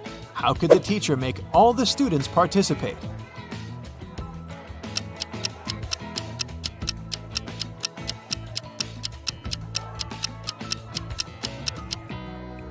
She told them that she'd give detention to the student whose name came first alphabetically. Then this person wouldn't skip the test. The next person on the list wouldn't skip as well, and so on until the end of the list. Randy was at home, sitting in his chair with a book. Suddenly, his sister's super expensive vase fell and broke in the living room. He ran there in time to see a stranger jump out of the window and run away. Randy tried to chase him, but his glasses fogged up because of the cold, so he couldn't see the person. When the police arrived, they immediately knew he was lying. He'd broken the vase himself. How did they know?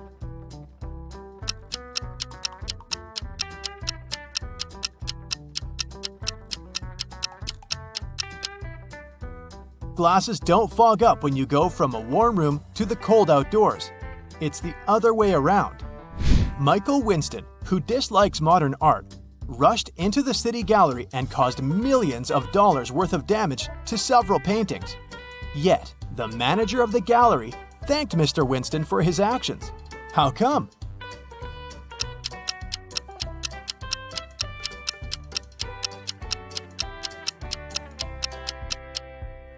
Michael was a firefighter. The water from his hose damaged several masterpieces, but he still managed to extinguish the fire and save many more exhibits. Look at this line of people at the checkout in a supermarket.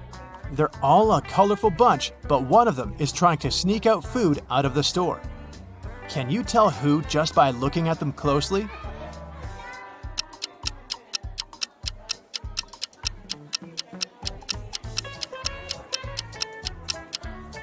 You might have thought it was the pregnant woman because of the fake tummy, but look! She's wearing comfy sneakers without shoelaces so that she could slip them on easily. The guy in a baggy hoodie sure looks suspicious, but it's not food he's hiding inside his pockets. It's a kitten. And the real culprit is the guy behind him. Look at his sleeves. One of his arms looks way bigger than the other. He must be hiding something in there. A man dressed in black from head to toe was walking in the middle of the road. All of a sudden, a huge black car with its headlights off came around the corner and screeched to a halt, not to hit him. How on earth did the driver of the car see the man in black?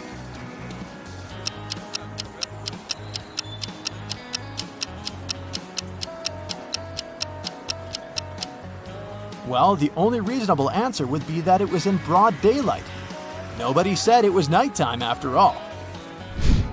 3 college friends met after a summer break and were sharing stories about their vacation.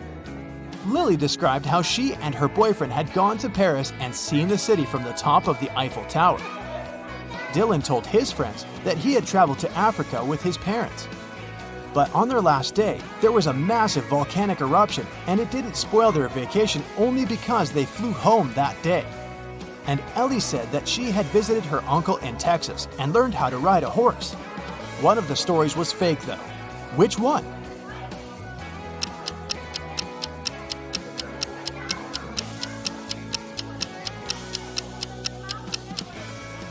Dylan's story is fake.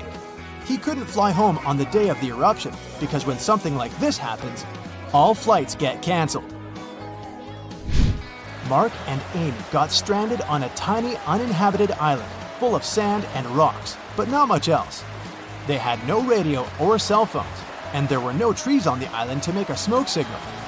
Suddenly, Amy noticed a plane circling the sky in search of them. She got a bright idea to make it notice them. Soon after, the plane picked them up. What was Amy's idea?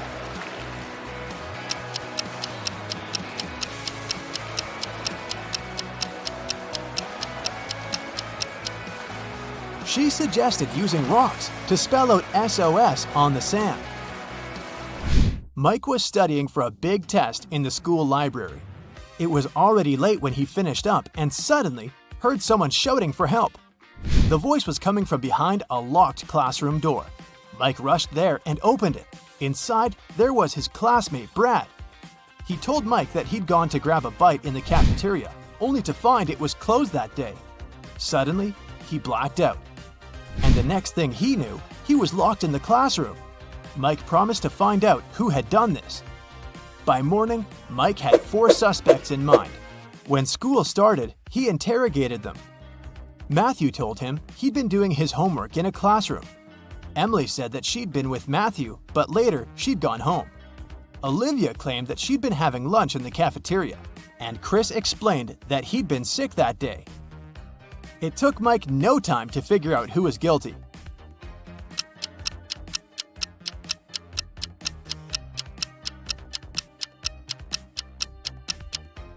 It was Olivia.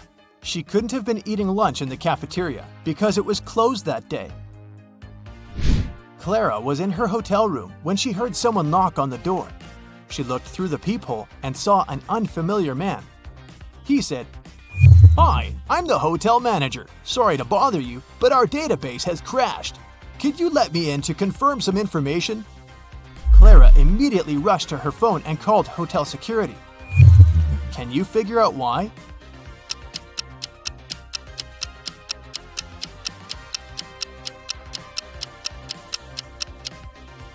The badge on the man's chest says Chloe Smith, and that's a female name. She knew the man was a fake manager. Emma's mother asked the girl to go to the supermarket and gave her a shopping list and a bank card. But in case Emma forgot the card's PIN, her mom also gave her a little clue. When Emma was already at the checkout, she took the clue out of her pocket and immediately recalled the code.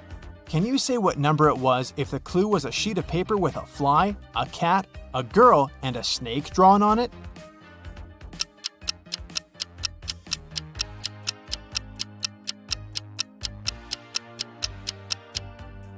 The PIN was 6420. Emma just had to count the number of legs of each creature. Littlefield was a tiny village where nothing ever happened. But one day, Mr. Richardson, a rich farmer, arrived at the police station in tears, saying that 2 of his best cows were missing. There were 3 suspects, and each of them had to answer one question. Have you taken your neighbor's animals? Mr. Anderson said that he and Mr. Richardson had a common business and that he wouldn't risk their partnership. Mrs. Martinez stated that she'd been living in this village since birth and she wouldn't spoil her reputation because of some animals. And Mr. Jones explained that his family had been breeding pigs for centuries and he didn't have any reason to steal cows. The police officer figured out who the criminal was. Can you?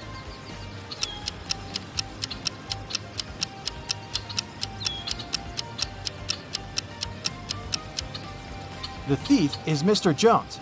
How did he know that it was cows that were stolen? Nobody had told him the animal species. A woman was having breakfast at a nice restaurant. At one moment, she noticed a fly in her coffee. She was indignant and made the waiter bring her another cup. After he returned with a new cup of coffee, she shouted, "What's with this service in this place? You've just brought me the same cup of coffee." How did she understand it?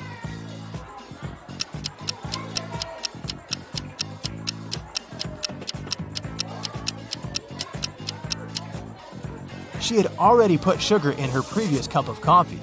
When she tried the new one, it was sweet. There's a barrel of water in the yard. You look inside and see that it's more than half full, but your friend argues that it's less than half full. How to figure out who's right without using any measuring tools or removing water from the barrel?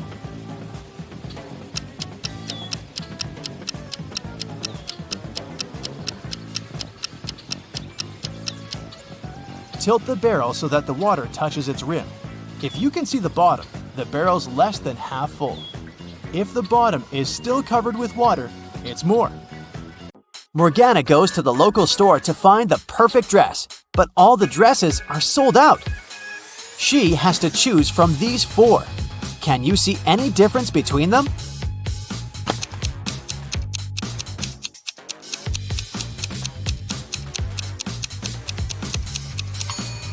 The third dress has a slightly different lace decor.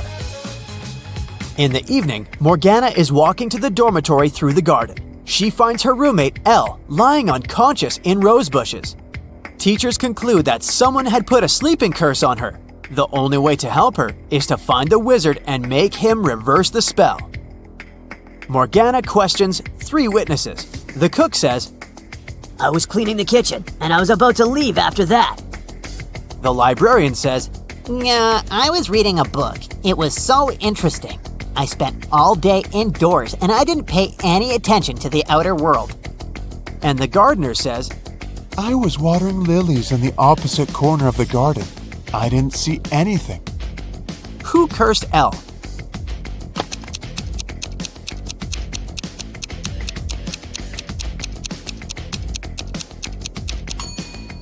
It was the librarian. She got her shoes dirty in the mud while putting the spell on Elle in the garden. Finally, Morgana goes to the prom with Merlin. They take part in a dancing contest, but fail to make it to the final. These couples are the top 3 finalists. Suddenly, the winning couple turns into frogs. The local doctor checks the frogs and finds out that someone had poisoned them with a magic potion. But the dancers ate the same food and drank the same drinks as everyone else at the party. Can you guess what happened here?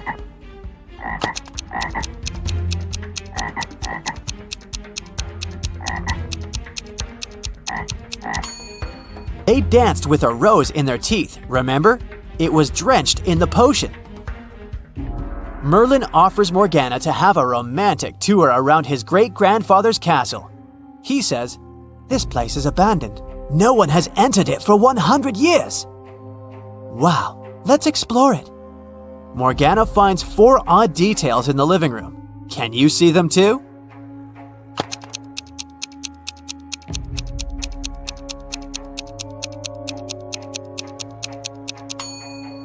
There's a laptop on the table covered with dust. There were no such laptops 100 years ago. Also, the flowers in this vase are fresh. There's a color photo in a frame on the wall, and this old beautiful clock has 13 divisions, not 12. Merlin and Morgana go to the basement. According to rumors, a very powerful magic book is hidden here. They find a large stone box, but unfortunately, it's locked. Do you have any clue how to open it?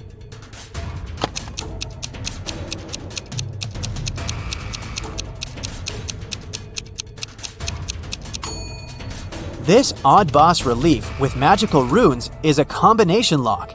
The flower has 6 petals, which means we need to match it with a 6-pointed star. The clover has 4 petals, just like this square has 4 sides. And finally, the star has 5 rays, just like a human hand has 5 fingers.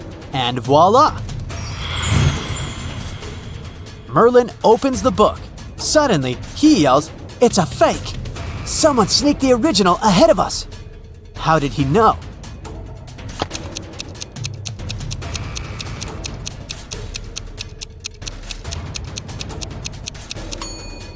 There's a modern barcode on the cover of this book. Morgana and Merlin find a note in the fake book. Can you help them crack this hint?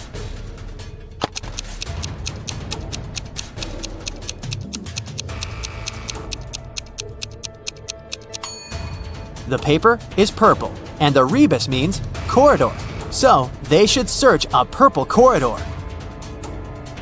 Morgana and Merlin wander around and find the purple corridor. There are 3 doors leading to the original magic book, but each way hides some danger. There are multiple hungry piranhas behind the first door. There's a family of vampires behind the second door, and there's an evil witcher behind the third door. Which way should they choose?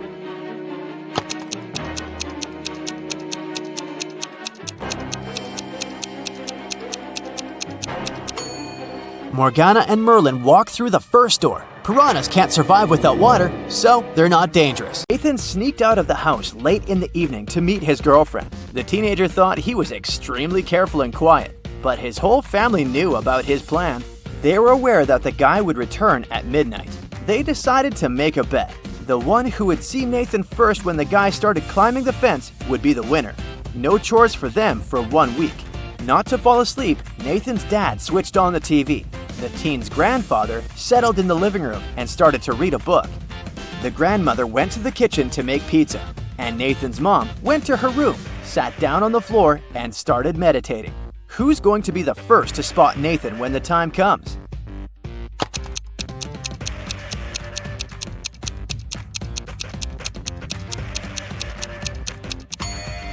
Nathan's mom. Her eyes will be used to the darkness, and she will see better than the others. The CEO of a large company called the police. He was sure that one of his employees, Victoria, had stolen a memory card with secret information. She was going to sell it to the competitors. The police arrived at Victoria's house, but the woman didn't let them in without a warrant. The officers had to leave to get all the necessary papers. When they came back, Victoria was already sitting in her car, ready to drive off. The police officers arrested the woman. They searched her car and clothes, but found nothing. And then, when they were about to give up, one of the detectives realized where Victoria kept the memory card. Can you figure it out?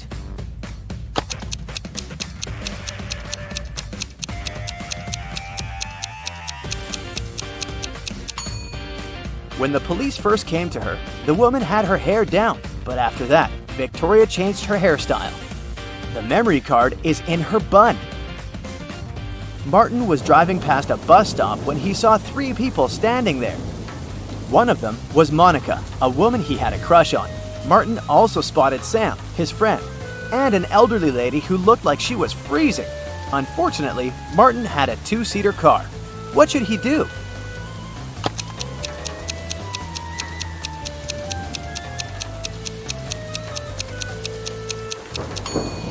He should let Sam borrow his car and stay at the bus stop with the girl he likes. This way, Sam will be able to give a lift to the elderly woman, and Martin will have more time to get to know Monica better. During a fire, a bank was robbed. The security guard told the police he wanted to save a bag with money, but he had to lace up his boot right in front of the emergency kit. At that moment, the door opened and hit him on the head. When he recovered, the money was missing. Why was the security guard arrested?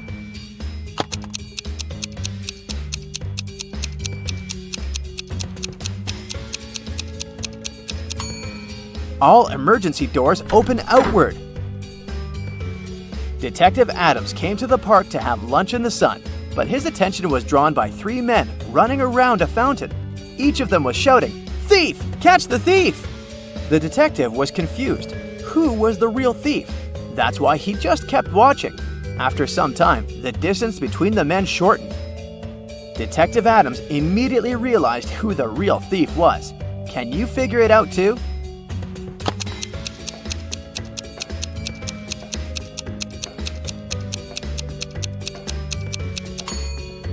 If the third man was the thief, the second one would only have to turn around to catch him. The same goes for the second man, which means the man running in first is the criminal. Someone robbed a bank in a large city. A police detective went to visit the main suspect. "I've been feeling unwell all this week, and I haven't left my apartment for 3 days. I didn't even need food. My fridge is full. You can make sure yourself," the suspect said, and indeed opened his fridge. But the detective realized the man was lying and arrested him. How did he figure it out?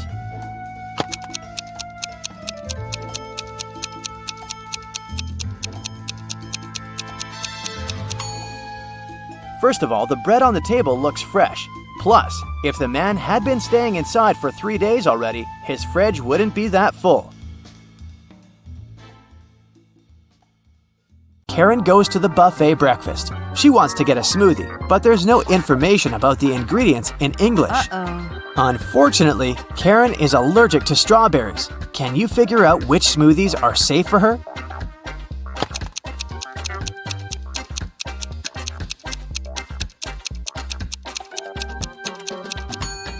It's all about the color. Only the green and yellow smoothies don't contain any strawberries for sure. Other options are risky. Karen enters a spa center. The manager asks her to wait for 15 minutes. Karen takes a seat and falls asleep. She wakes up after a while and finds out that someone had given her a heart-shaped tattoo. She questions 3 suspects. Bobby, the client, says, "Lady, I've just arrived on my motorbike. If I see any crazy tattoo artists around here, I'll tell you." Leah says, "I've been cleaning the bathroom within the last 30 minutes. And Tony, the massage therapist, says, "Sorry, I was busy with my client, so I didn't look at you at all." Who's lying?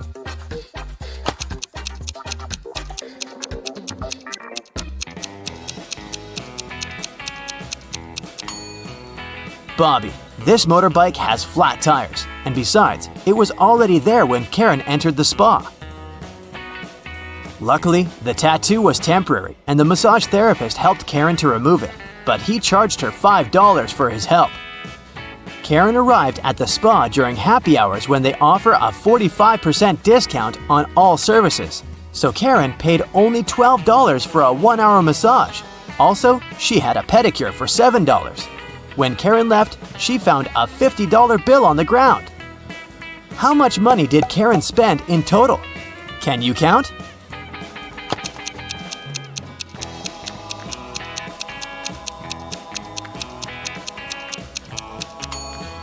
Karen spent a total of $24. As for this $50 bill, it's fake, so it doesn't make any difference. Karen brings her clothes to the local laundry owned by 3 sisters. She returns to pick up her stuff in 5 hours. Unfortunately, someone has burned her favorite dress with an iron. Karen gets furious and questions the sisters. Mia says, "I didn't iron today, it must be Pia." Pia says, Nah, I was planting roses in the garden all day. It must be Gia. and Gia says, "I don't know who's guilty because I've been away all day." Who burned Karen's dress?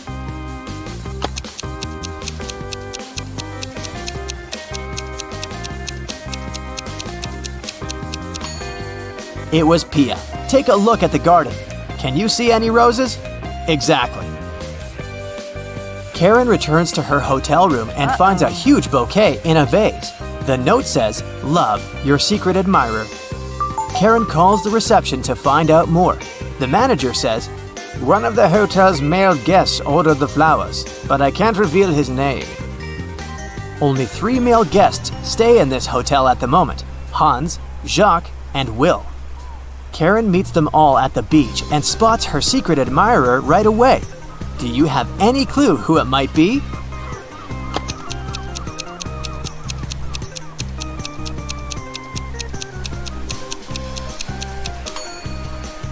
Karen received pink lilies. Take a look at Hans's shirt. It has a print with pink lilies. He loves these flowers, but this doesn't prove anything. Will has a tan line from a wedding ring, and he's taking pictures of his wife surfing. But Jacques is writing in the sand, and his handwriting looks suspiciously similar to the love note. Spotted! Karen and Jacques go for a walk. He brings her to a pier with 3 boats. Jacques says, "If you manage to guess where my boat is, I'm going to give it away to you." Can you help Karen find the right answer?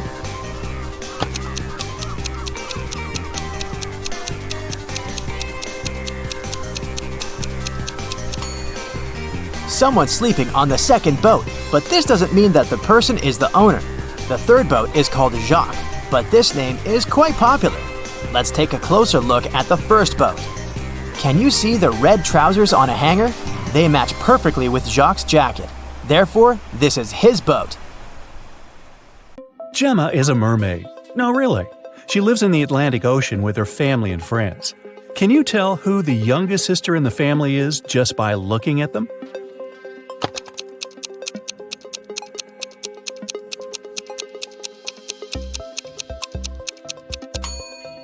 Take a look at the granny mermaid. She has plenty of starfish on her tail. It's a hint. Each star symbolizes 1 year of life. That means that the second mermaid is the youngest. Her tail is decorated with 15 starfish, which means she's 15. And 2 other sisters are 18 and 22 years old, respectively. Now one day, Gemma went to a mermaid party, but one of the guests was not a real mermaid. Can you tell who it was?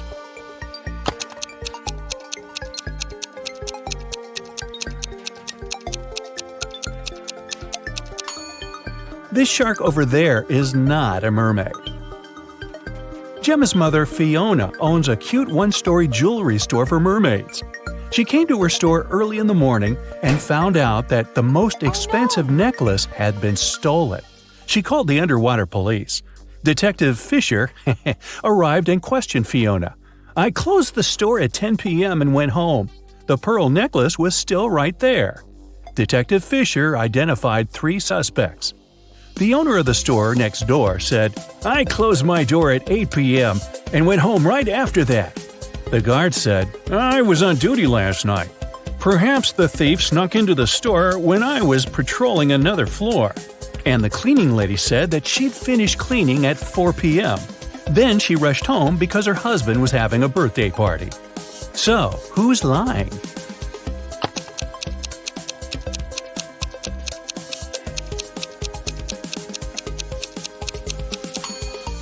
The guard. Fiona's shop is a 1-story building.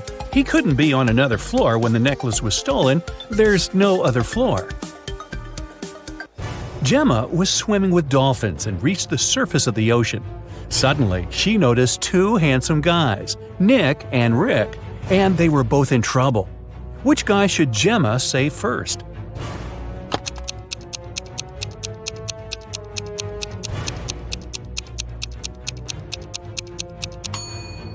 Rick.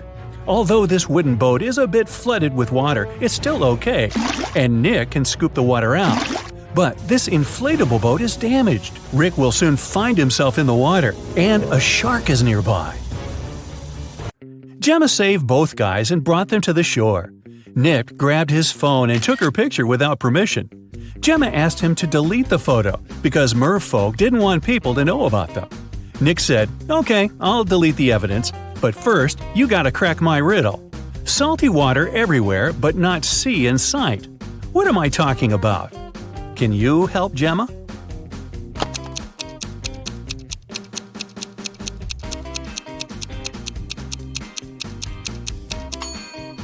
The correct answer is tears. Rick asked Gemma on a date, and she said yes. She went to a local witch doctor to buy a potion to get human legs for 24 hours. The door to the witch's house was locked, and the note said, "If you want to meet me, find the key first." Can you help Gemma find the key?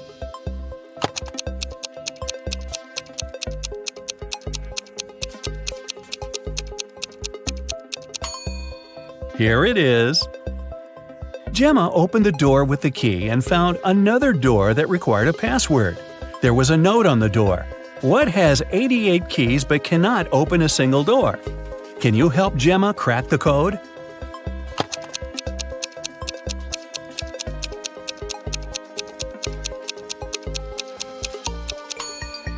It's a piano.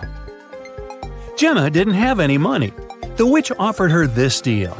If you guess my riddle, I'll give you the potion for free. But if you don't crack it, you will be my servant forever. So listen, 2 in a hole and 4 in a pack. 6 in a trio, you see. 8's a quartet, but what you must get is the name that fits just one of me. What am I? Gemma cracked this riddle right away and got her potion. What about you?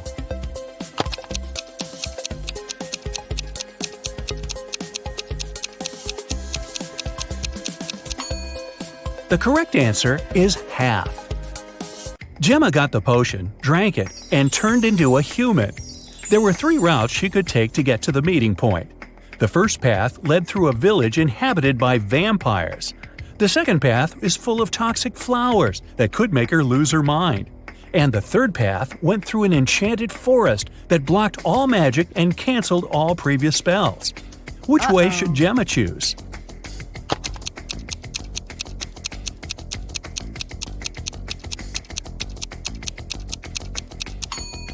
The first option is the safest. It's a sunny day and vampires are probably sleeping.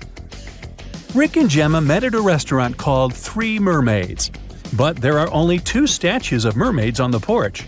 The owner of the cafe, Victor, is well aware of this and could easily fix this. But he doesn't. Why?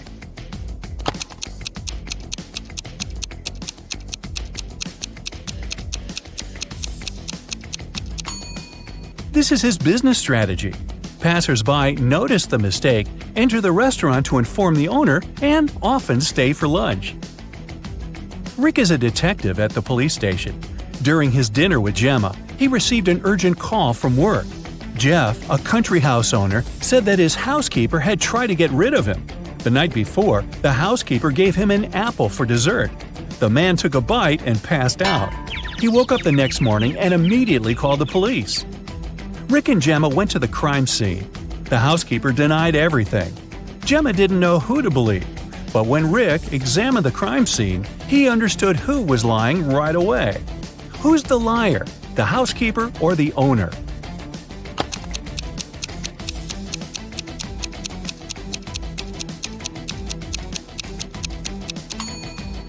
The owner said he'd eaten a poison apple. So if it happened the day before, this apple must be brown now. But it's not. The man must have bitten into it just before calling the police. Gemma didn't notice this clue because she doesn't live on land. Rick and Gemma decided to have a picnic in a sunflower field. But something's wrong here. Can you tell what exactly?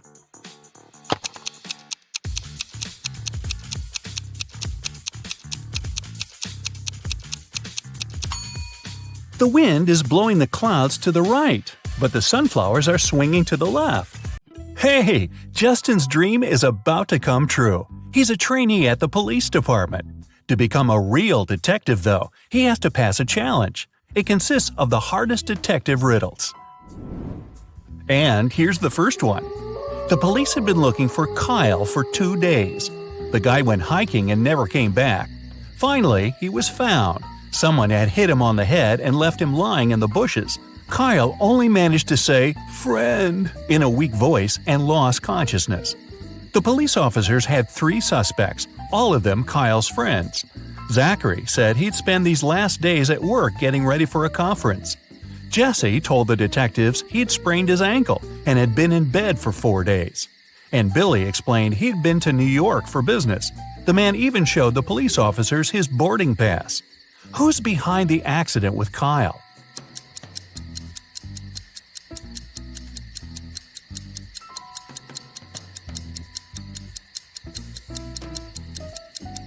Justin is an attentive guy. He immediately noticed that Billy had showed just one boarding pass. Then how did he get back from New York? His story sounds fishy. Now, Justin is given a note with several numbers on it. He has to figure out the missing one. It's the code to the safe with the evidence. He needs to crack the next case. 53653.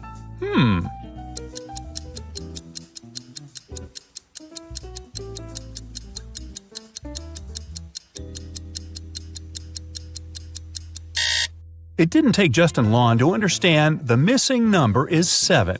He needed to get subsequent 536 and 537. The safe's open. Justin sees a folder with the case he needs to solve next. Mr. White, a rich businessman, disappeared from his bedroom, but he managed to leave a note. It read, the 1st of July, the 4th of January, the 1st of December, the 8th of February. The police questioned the people who were in the house at that time. Judy, Mr. White's wife, said, "I'm shocked. My husband was always so careful. Sadly, I don't know anything. I was away staying at my parents'." Logan, Mr. White's secretary, told the police he had been working on the report for his boss and hadn't left his study. And Rose, Mr. White's daughter, answered, "I was having guests. We didn't leave my room." The case is still unsolved. Can Justin crack it?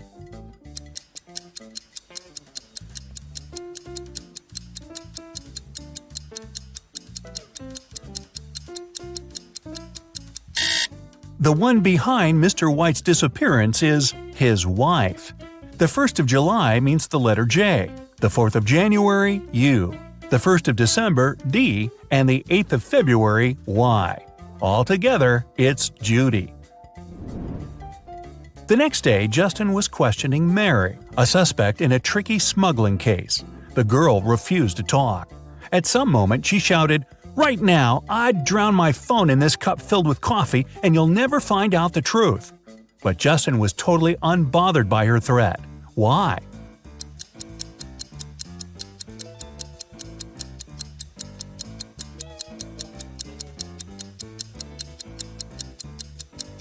The cup was filled with coffee beans. They would do no harm to the gadget. A shoe shiner was arrested and taken to the police station where Justin worked. The man was shouting he was an honest person. He cleaned people's shoes for free. His clients paid him of their own will. But Justin soon realized which trick the shoe shiner used.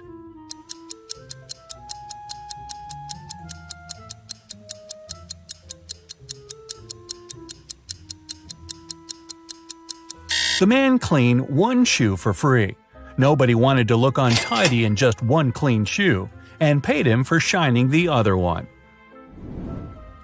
Once, Justin's boss called his wife and told her he'd come back home at 8 o'clock.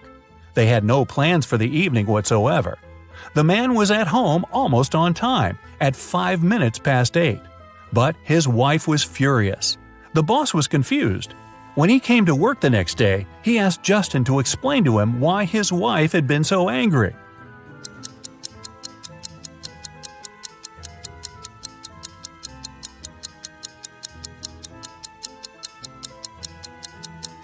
Justin told his boss, "Well, your wife expected you to come home at 8 p.m., but you came at 8 in the morning." Justin was sent to patrol the streets. While walking, he saw a weird picture. A man went out of a house with a bucket of water, shouted, and poured this water on the sidewalk. It took Justin some time to figure out why he had done it.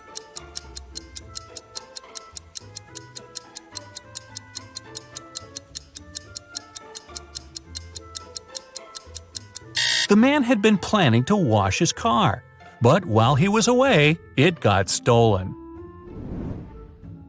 Once, a bank was robbed. The police suspected that one of the bank's security guards had helped the criminals, and Justin had to question 3 of them.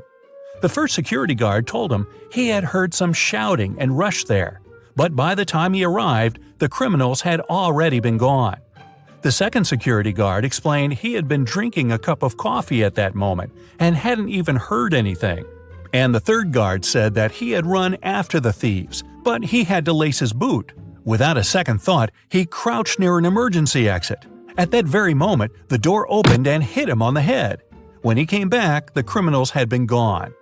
Justin immediately understood which guard was guilty. Who was it?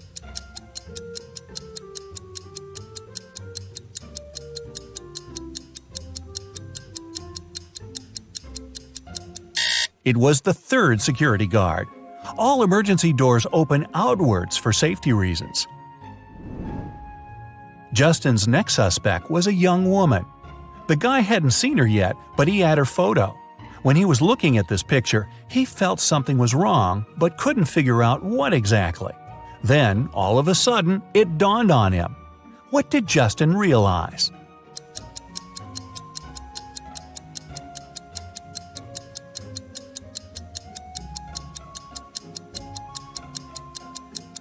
The girl was inside the house, but the door was blocked from the outside.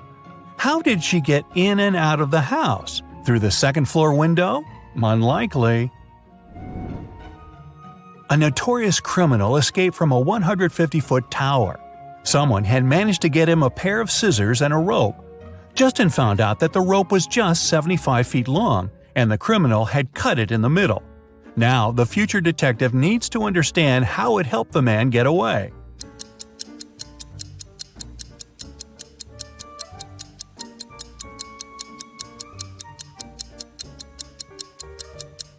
The criminal indeed cut the rope in the middle, but not across.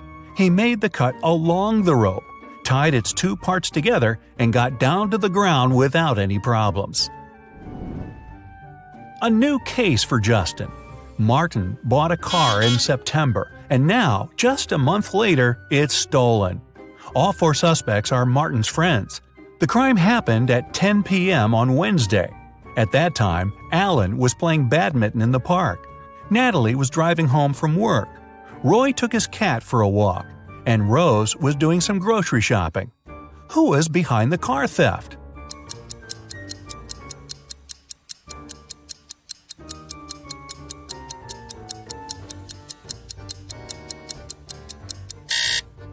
Alan. It was October. At 10 p.m., it would be too dark to play badminton. An important document is missing, and Justin has to find it before his boss comes back from his vacation. The guy had found out only 3 people could take the document. At the moment when the papers disappeared, Randy was in his office, analyzing a new case. Johnny was taking a shower before his regular gym workout, and Kayla was at her firearms training. Who took the document?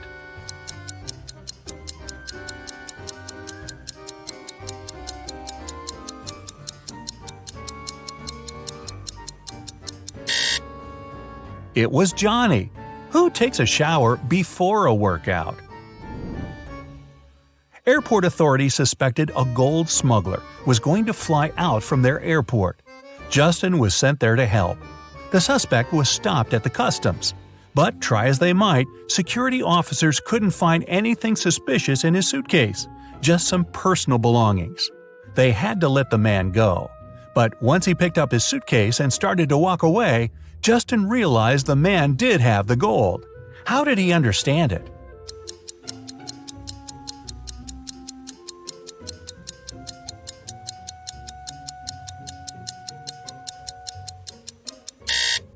There were just a few things in the suitcase, meaning the man had to carry it with ease. But he used both his hands to handle it.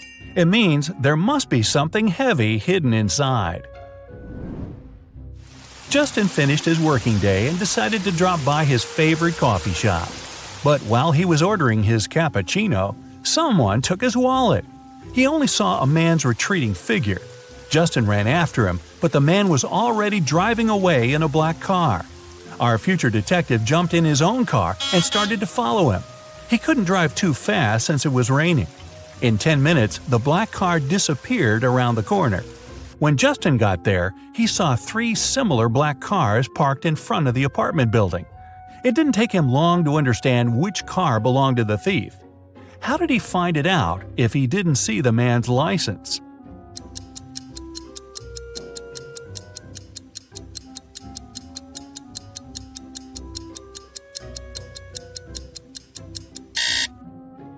The ground under the first and third cars is dry, but beneath the second car, it's wet. It means its owner has just arrived. A man came to the police station, and Justin was sent to talk to him. He claimed he had been sold a fake coin. The seller told him it was ancient, and the man believed him. But when he came home, he realized he had been fooled. Justin threw just one glance at the coin and agreed with the man. Why?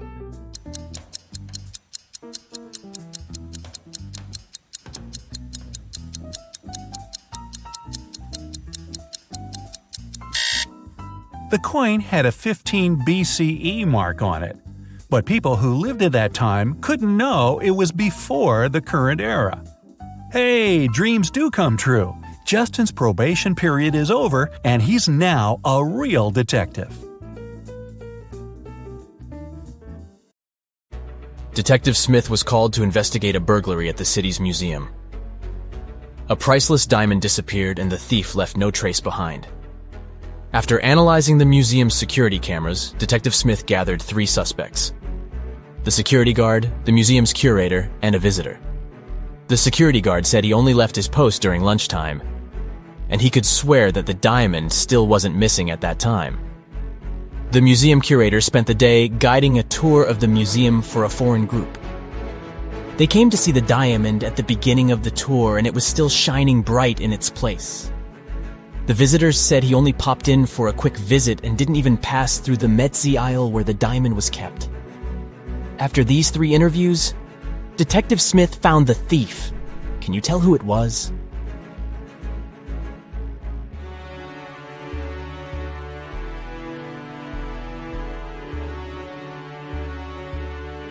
It was the visitor. First of all, he knew the exact location of the diamond inside the museum. Plus, take a look at that string he is fiddling with in his left hand. Detective Smith pulled it from under his sleeve and voila! The diamond was attached to it. I guess he didn't have time to go home and get rid of the diamond, huh? Julie and her friends decided to spend the weekend at a cabin in the woods. They arrived on Friday evening and spent the night playing board games and telling spooky stories. When they woke up on Saturday morning, they found that someone had stolen all their food supply. The door's glass was shattered, but other than that, there were no signs of who could have done it. So, the group decided to search the surrounding woods to see if they could find the culprit. Take a good look at the scene the group stumbled upon, and see if you can find out who took their food.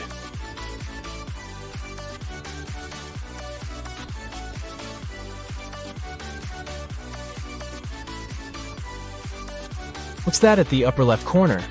Those look like bear footprints, huh? And not just one, but rather an entire family of bears. Oh, and they even left an Oreo wrapper on the ground as evidence.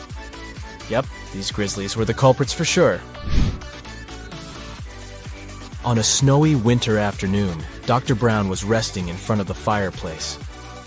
Suddenly, somebody threw a snowball at his window.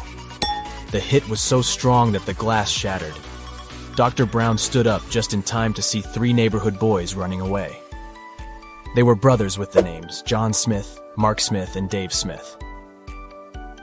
The next day, a paper note was left on Dr. Brown's door. There it was written, "Smith, he threw the snowball." Dr. Brown immediately knew which brother had done it. Can you figure it out too?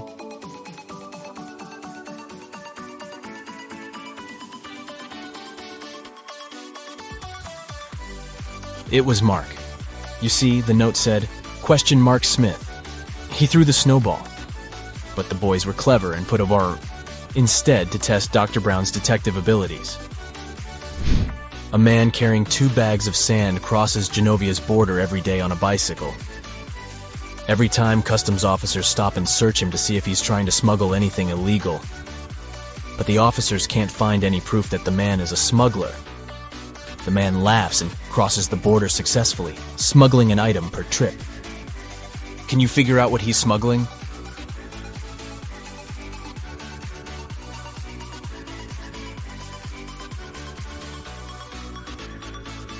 That's easy. He's a bicycle smuggler.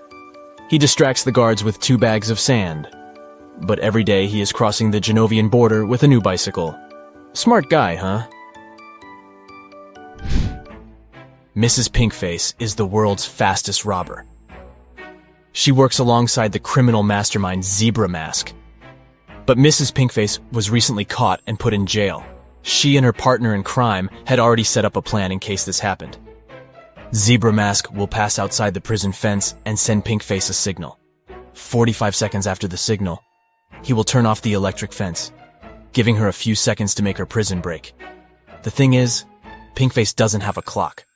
She only has a lighter and 2 fuses. The fuses are flammable, and she knows they both burn for precisely 1 minute. They won't burn evenly, so if she cuts them in half, one side might burn for 40 seconds, while the other burns for 20 seconds. How can Pinkface use the fuses to time exactly 45 seconds and make her unique prison break?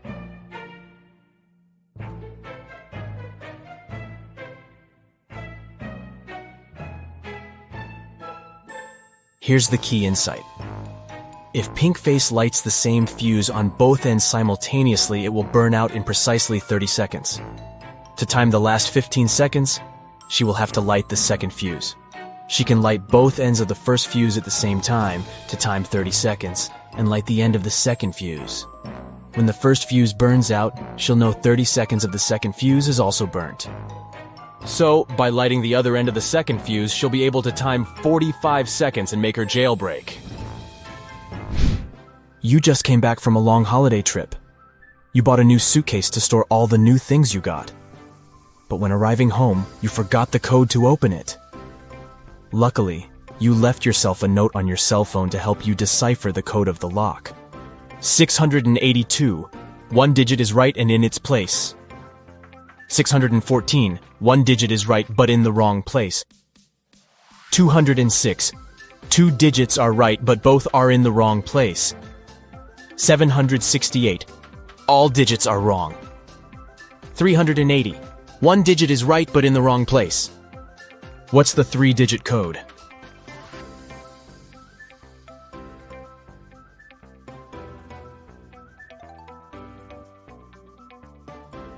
(042). Friday morning started busy in Somerville. The police station got a call saying that a woman had just robbed a bank and was seen entering Sunset Elementary School. The police chief hurried over to the school and found there were 2 teachers present that morning. He immediately knew which teacher was the thief. Can you tell who it was?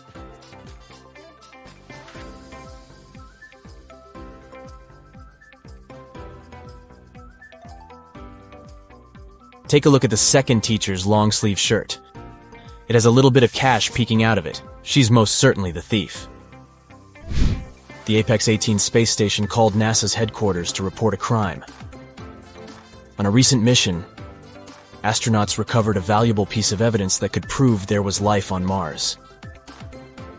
Andy, the mission chief, said he put the piece of rock inside a safe located in the storage room. The next morning, he went to the storage room to put on his astronaut suit and noticed that the safe was open. And oh no, the rock was missing. NASA conducted an online investigation to find out who the thief was. Paula said she wasn't feeling well the day before, so she spent the day in her room. James said he spent the previous day fixing a broken solar panel outside the spaceship and didn't see anything. Rebecca spent the previous 24 hours talking to NASA's Space Center to resolve a problem. Can you tell who is lying?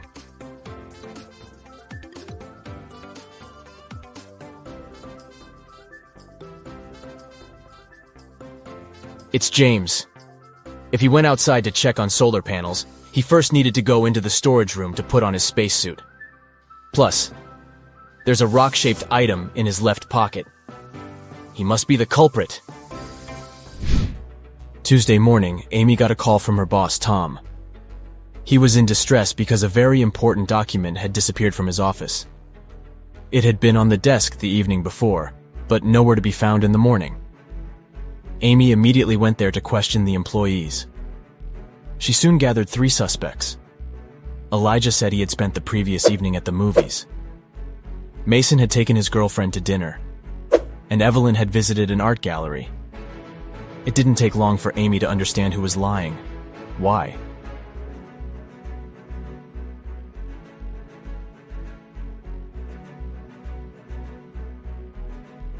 It was Elijah. Take a close look at his ticket. The date is for Sunday and not the night before. This means he's probably the one lying. Peter was lost in the woods when he encountered an evil magician. The magician cast a spell on him that transported Peter to an empty room inside a huge tower. To make things worse, the evil sorcerer put the tower on fire. The room Peter was in had no doors and only a small window. Thankfully, he found 3 magic potions that could maybe help him escape. If he drank the first potion, he would get incredible physical strength. If he chose the second potion, he could summon any animal he wanted to help him. And if he drank the last potion, he would turn into a vampire. Which potion should Peter choose?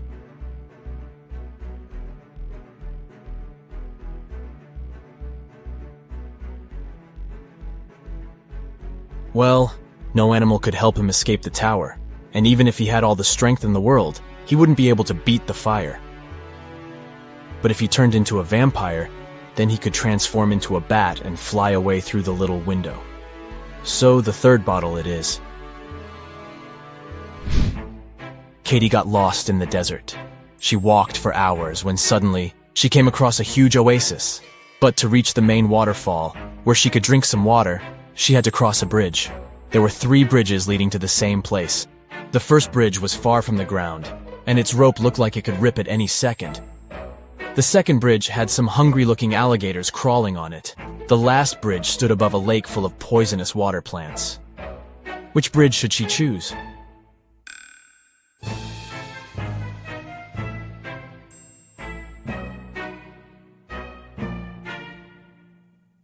The last one. The bridge stands above a poisonous lake, but she won't touch the water when crossing it. Rupert was working in his office when a huge power shortage turned off all the lights in the building. He heard footsteps approaching behind him, and the next thing he knew, he was feeling dizzy. Rupert passed out and woke up in a tiny room that had nothing other than a metallic door. He tried to open the door, but it was locked. He noticed that beside the door, there was a little device where a red sign appeared, asking for a password. Below the device, there was a piece of paper with the following hint: 1, 2, 3, 4, 5, 6, 7, 8. Rupert read the note aloud several times before he finally figured out what the password was. Can you guess what password he typed into the device?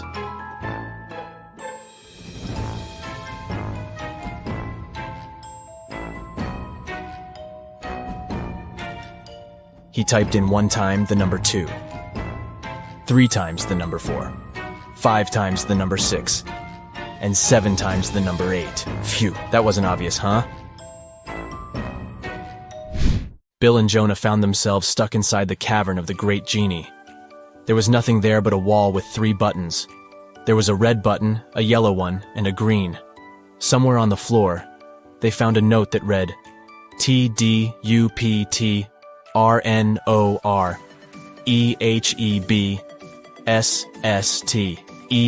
They clicked one of the buttons and managed to open a hidden door on the wall.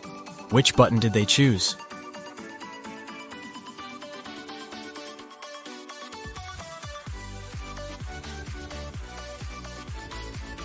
The red button. They unscrambled the words on the note and discovered it read, "Press the red button." Miss Taylor is the owner of a boutique that produces and sells expensive ceramics. On a Friday, when the working week was almost finished, she went to deposit the day's money inside the safe and was shocked to find out it was all gone. Someone had stolen it. Miss Taylor suspected it should have been one of her workers. She asked each one of them what they had been doing that day. Sloane, a sales manager, said she had been prospecting for new clients. Jake, the potter, said he always made 1 cup a day, and he showed all the cups he had done that week. Lily, the designer, said she had been working, but she also admitted she hadn't been really productive that day because of some family issues. Who lied?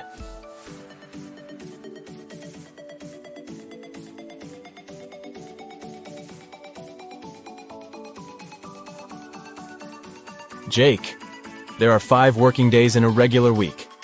The man said he made 1 mug a day, but he only showed 4 mugs. It means he missed 1 day of work. Probably the day he used to steal Miss Taylor's money. Frank is a grandfather. His grandson is about as old in days as his son is in weeks. The grandson is also as many months old as Frank is in years. The sum of their 3 ages is 140 years. How old is Frank? Can you guess?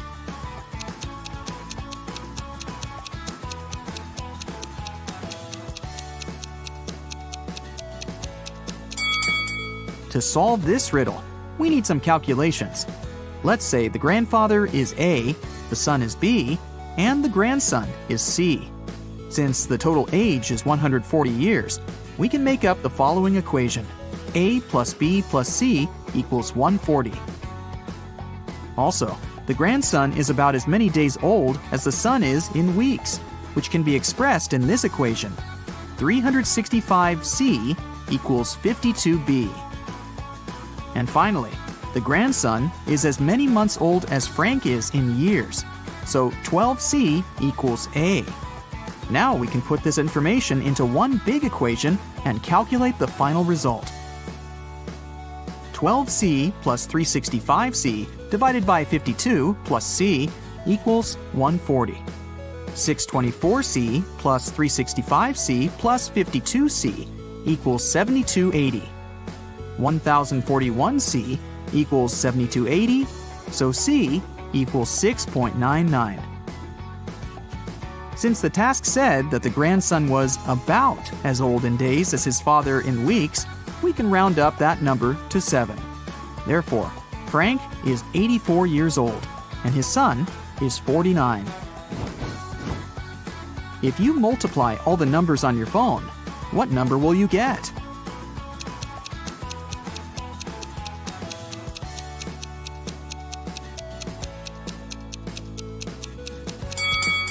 Zero. Remember that multiplying any number by 0 always results in 0. Jerry and Sarah went hiking to celebrate their anniversary, but only the wife returned from the vacation. She went to the local police office and said, "Jerry got lost in the woods while I was sleeping in our tent." The sheriff arrested her, saying, "I've talked to your travel agent. We suspect that you're involved in Jerry's disappearance." Sarah didn't inform anyone about the trip. Why did the agent and the sheriff decide that she was guilty?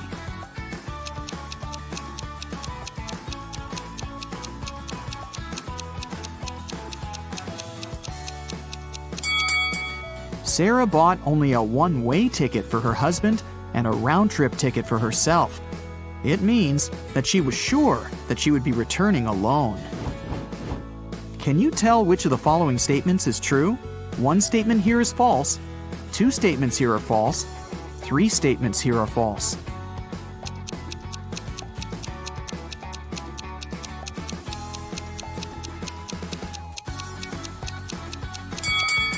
The second statement is true. 13 caves are arranged in a circle in an enchanted forest. Each of the 13 caves has treasures and gems. Every day, the cave's guards can move the treasure to an adjacent cave or can keep it in the same cave. Meanwhile, every other day, treasure seekers visit the forest and have enough time to enter any 2 caves of their choice. How can the treasure seekers make sure to find the treasure in the minimum possible days?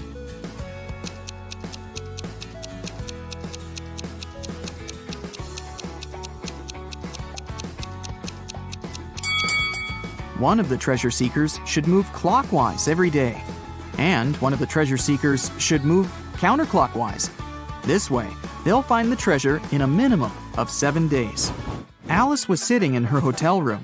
Suddenly, she heard a knock on the door. She opened the door and saw a creepy woman standing outside. The woman said, "Oh, I'm really sorry. I thought this was my door." Then she walked through the corridor to the elevator. Alice didn't know the woman. She locked her door and called the hotel security. Alice asked them to arrest that woman. Why did the woman seem suspicious to Alice?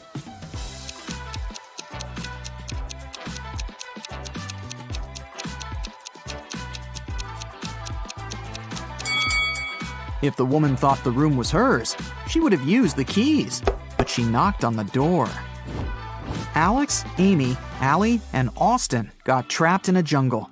There's a bridge that can lead them back to the city safely. But the bridge is very old and dark. It can handle only 2 people to pass through. Also, the family has only 1 flashlight to move through the dark. Alex takes 1 minute to cross. Amy takes 2 minutes, Allie takes 4, and Austin takes 5 minutes. How can they all get to the other side in the minimum possible time?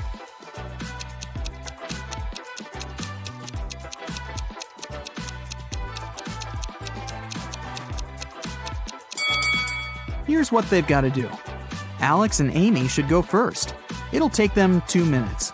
Then Alex should spend 1 minute going back to Allie and Austin. Now Allie and Austin should take the flashlight and cross the bridge. It will take 5 minutes.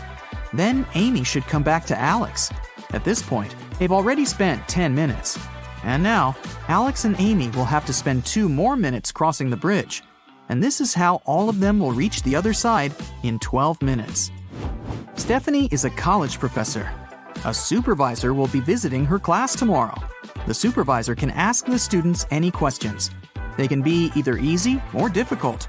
Stephanie will still have the right to decide which student will be giving the answer to each question. Stephanie wants to leave the best impression. What instruction should she give to her students to maximize the chances of receiving a correct answer for each question? Can you help her?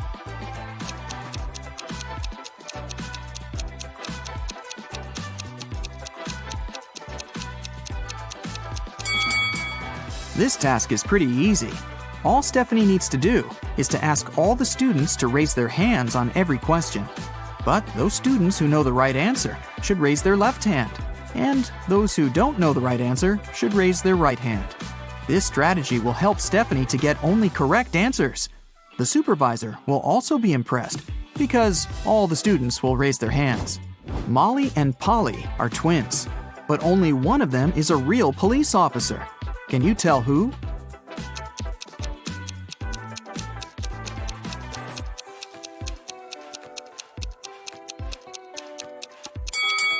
Molly.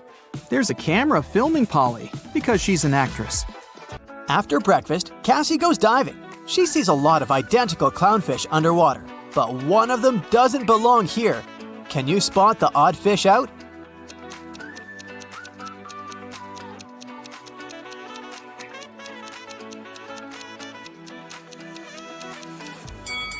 This one over here. Underwater, Cassie finds a treasure chest, but it's locked. Can you help her crack the combination lock?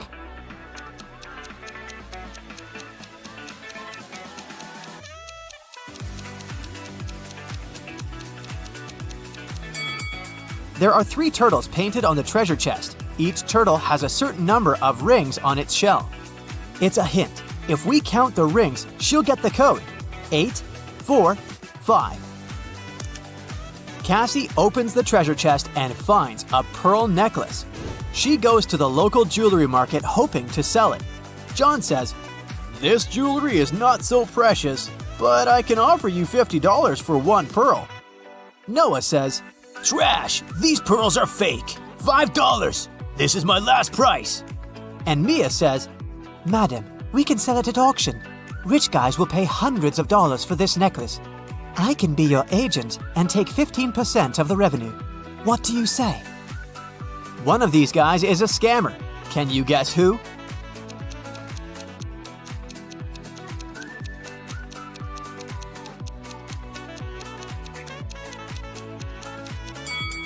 Noah is wearing another person's work badge. Therefore, he had stolen someone else's identity. Cassie wants to buy a new swimsuit. She walks into a fitting room and sees these 3 pairs of legs. Can you guess who's broke?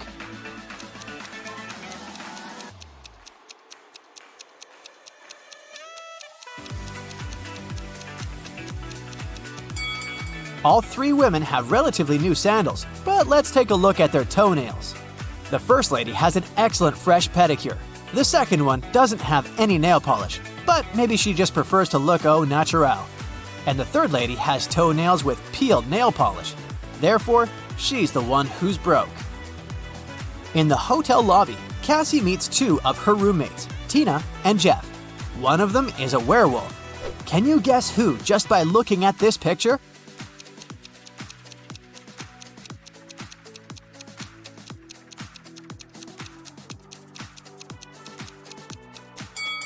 Tina is a werewolf. She has handcuffs on her leg. Cassie goes to the beach to sunbathe. There's a vampire on one of these sun loungers. Can you spot where exactly?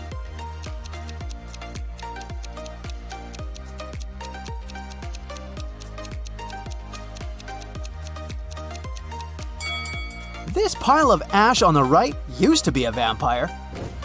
There's a wedding ceremony on the beach. Unfortunately, after dinner, all the males at this party turned into zombies. Can you guess which zombie is her husband?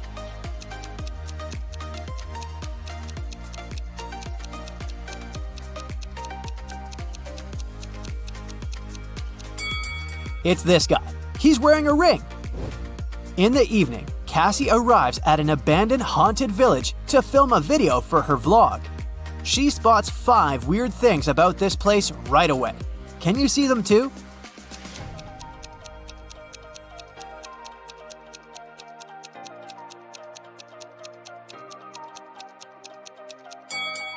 These orchids have teeth. Who left these huge claw marks on the wall of this house? It's summertime, but there's a snowman in the garden. There are 2 moons in the sky, and this cow doesn't have any shadow. Cassie returns to the hotel and sees a hot mess. Someone has been rummaging through her stuff. She interrogates 3 suspects. The maid says, "I cleaned your room in the afternoon. All your clothes and personal belongings were neatly folded in the closet. When I left, I locked the door." The plumber says, "I also entered your room in the afternoon to fix the toilet. Luckily, everything's fine now." And Cassie's neighbor says, "I was listening to music with headphones, so I didn't notice anything weird." Who's lying?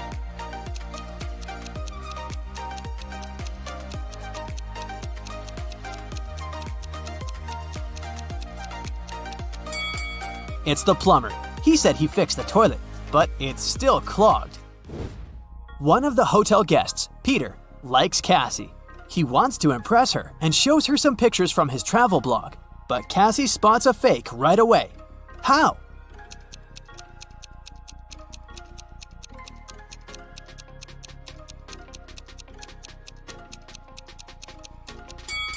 Take a look at the wind direction in this picture. In the background, the wind is blowing to the left, but his hair is blowing to the right. Therefore, Richard had photoshopped himself. How about a refreshing brain workout? If you're ready, let's start. A man walked into a room and saw 3 doors. The first one had a sign which read, "To the swamps." On the second door, there was a note, "Lion's Den." The third door didn't have any sign, but the man knew for sure where it led. How?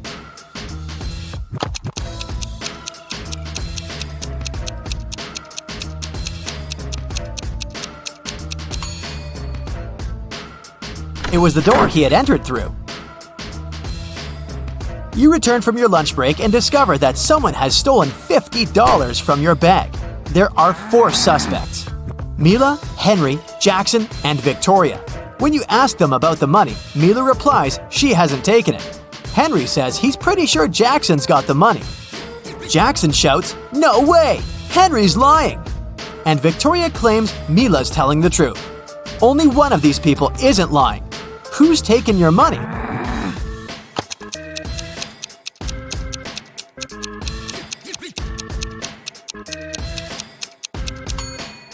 It's Mila. She, Henry, and Victoria are lying, while Jackson's telling the truth. If anyone else had taken your $50, there would be more than one person telling the truth.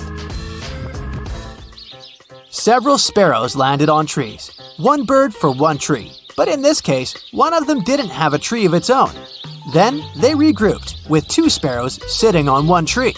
After this, 1 tree was left birdless. How many birds and trees were there?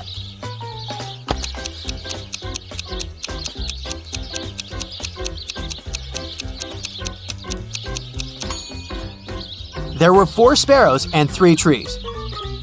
Three famous detectives came to a cafe to discuss a tricky case. A waiter came up to them and asked, "Does everyone want coffee?" The first detective said, "I don't know." The second detective answered, "I don't know." And the third detective said, "Yeah." Why did he say no?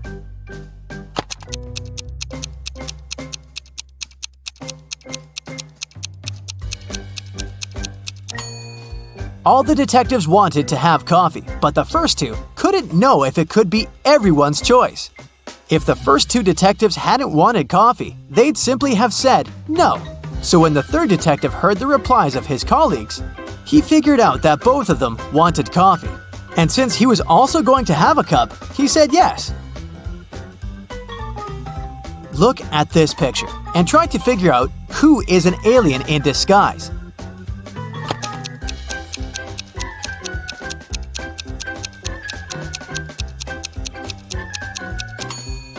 It's the guy in a yellow shirt. He's eating a banana, but he hasn't peeled it before biting into it. He probably sees this fruit for the first time. You have an equation made of matchsticks. 6 plus 4 equals 4. Move just one matchstick to make it true.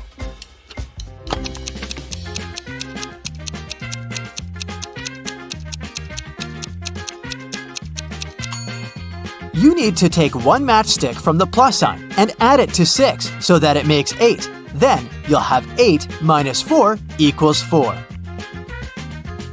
Look at this picture. All these people seem to be very close, but who is the girl's husband?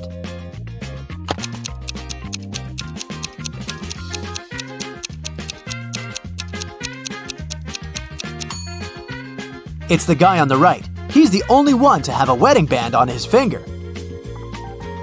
The next riddle to check how attentive you are. Who is her husband?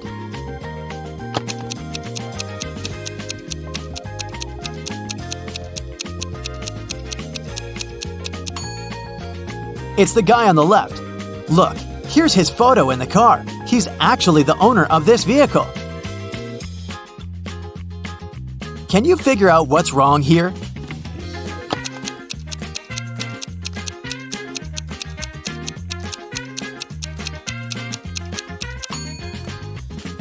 These guys seem to be wearing smartwatches. Hey, detective, your next task is to understand where the criminal is hiding. Make sure to pay attention to every detail.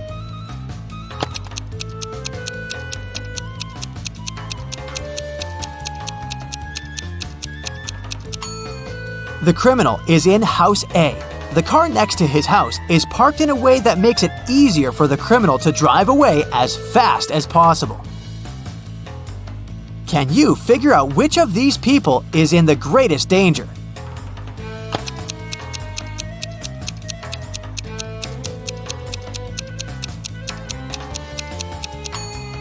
It's this guy.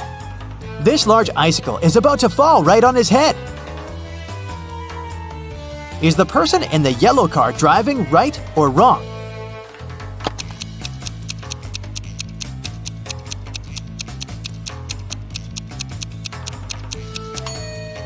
It's a wrong and very dangerous way of driving. The car is moving very slowly, and to overtake it, the next driver will have to maneuver from the leftmost lane to the right one. It can easily cause an accident. How can you get from 98 to 720 by just adding one letter?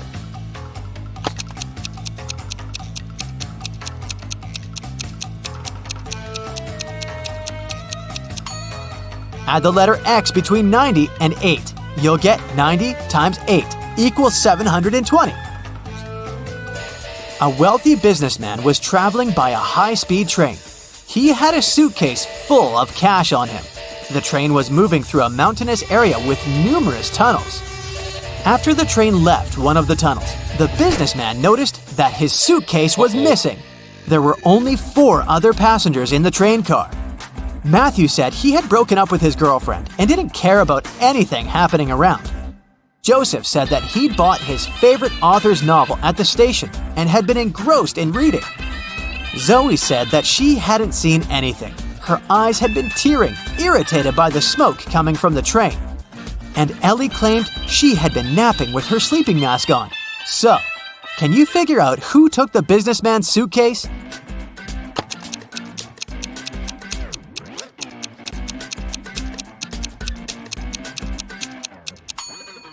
It was Zoe. Modern high-speed trains are electric and don't produce smoke. You've got a bag filled with oranges. You need to use these oranges to fill up 2 other bags of the same size. How can you do it?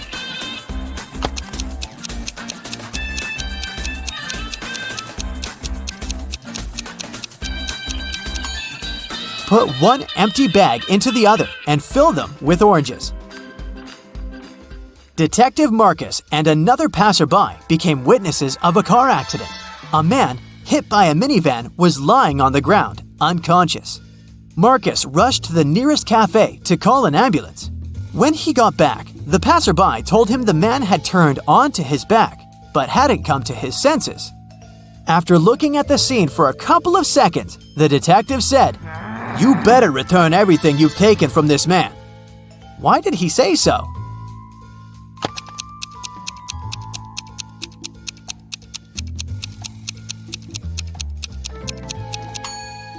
When they saw the man at first, only 1 button was buttoned on his suit jacket, but now it's already 2 buttons. The passerby must have opened his jacket to look for the wallet and then buttoned it up incorrectly. Now, imagine you're lost in a forest on a freezing cold winter night. You realize that you have nothing to warm you up. There are 3 options: to stay where you are and call for help, to keep walking until you get out of the forest, and to go on, but take small breaks, sit on the snow, and cover yourself with some branches. What should you choose?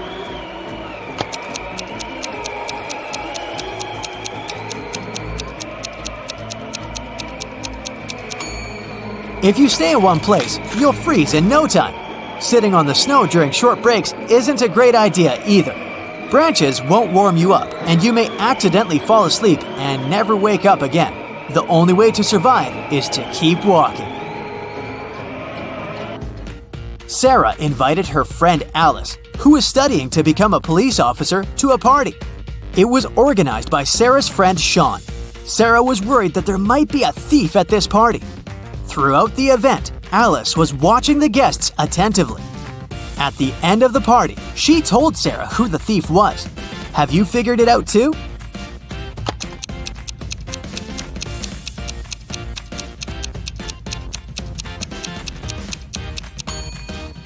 It's the host, Sean. At the beginning of the party, one of his guests had a watch on his wrist, and this woman had a beautiful necklace. But at the end of the party, the watch is already on Sean's wrist, and the necklace is in that flower pot. See?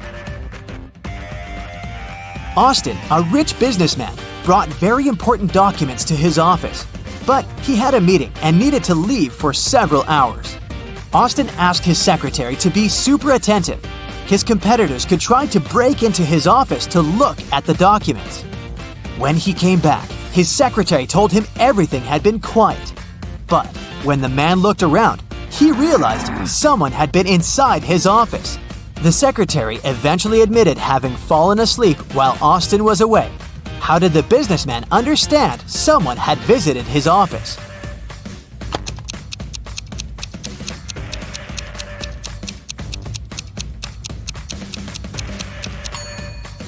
The globe on his desk is now turned in the opposite direction.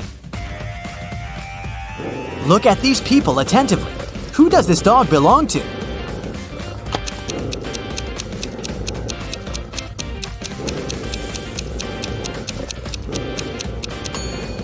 The dog's owner is the guy in the middle. He's the only one who isn't trying to pet the animal. You're the headmaster of a fun sciences school. Today is the final day of the semester. You have to handle all upcoming problems and make sure all the students will pass the difficult exams. All teachers except for the professor of memology are waiting in their classrooms. You walk through the school corridors, greet the students, and go to your office. You have a separate drawer where you put all the keys to all the school doors. You throw the office key there, sit down at the table, and notice that some documents have disappeared. Someone has stolen the answers to a video games test. But how did they get into your office? The door and windows were closed.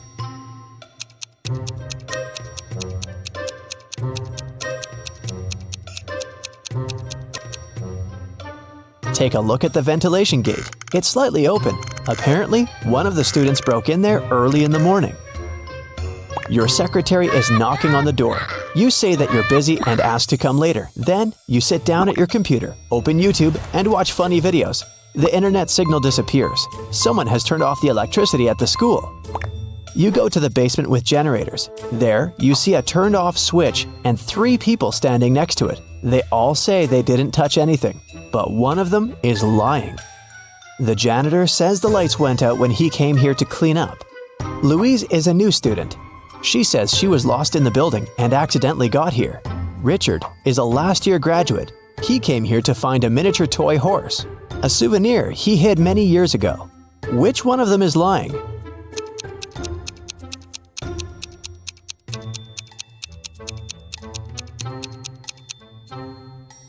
The janitor has a bucket and mop, so he's not lying. You see a horse in the corner of the room, so Richard is telling the truth. Louise is a liar. She said she's new, but it's the end of the semester. She can't be new at this time. You're the headmaster, and you would know in advance if there was a new student at your school. Louise admits she turned off the electricity to disrupt the sleep science exam. You turn the power back on and go to the dining room to have breakfast. You order coffee, sit down at the table, and meet an angry chef. He says that one of the students poured a bag of sugar into a pot of soup. You're looking around the room. Who do you think did this among all these guys?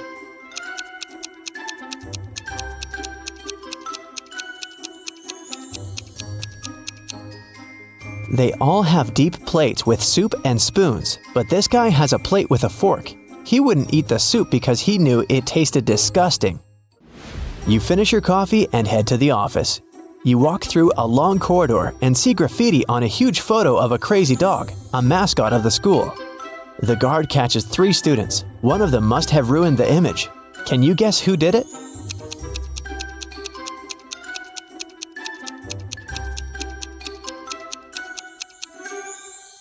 Here's a guy hiding his hands. Indeed, there are traces of paint on them.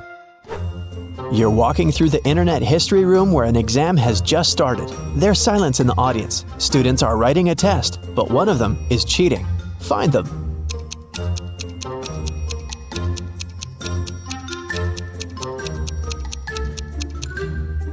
Look at this girl. A wire stretches from her sleeve to her ear. Someone is giving her the right answers through her headphones, and that guy is looking at the answers written on his leg. Someone activates the alarm. All students run out of the school. You make sure that everyone is outside. You head to the exit and notice there is no flame anywhere. You can't even smell the smoke. Someone turned on the alarm to disrupt the exams. You catch 3 students. One of them is guilty. But who? Alex says he was in the toilet when the panic started. Amanda was taking a meme test. Luke was sleeping in the dining room. Which one of them is lying?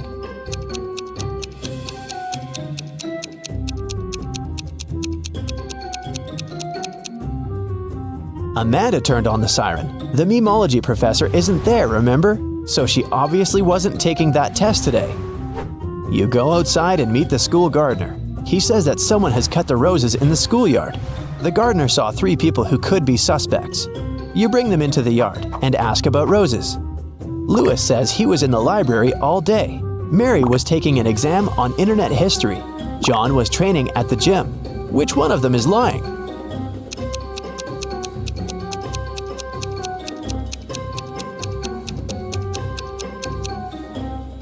Look at Lewis. His sleeves are torn. Roses have thorns. He probably damaged the shirt when he was cutting the flowers off. You pass by the dining room and hear some strange noises. Someone is obviously tired and breathing heavily. You look inside and see 2 guys at the table. They're arm wrestling. One of them looks angry and aggressive. He's shaking his hand and trying his best. The other is calm. Who do you think will win?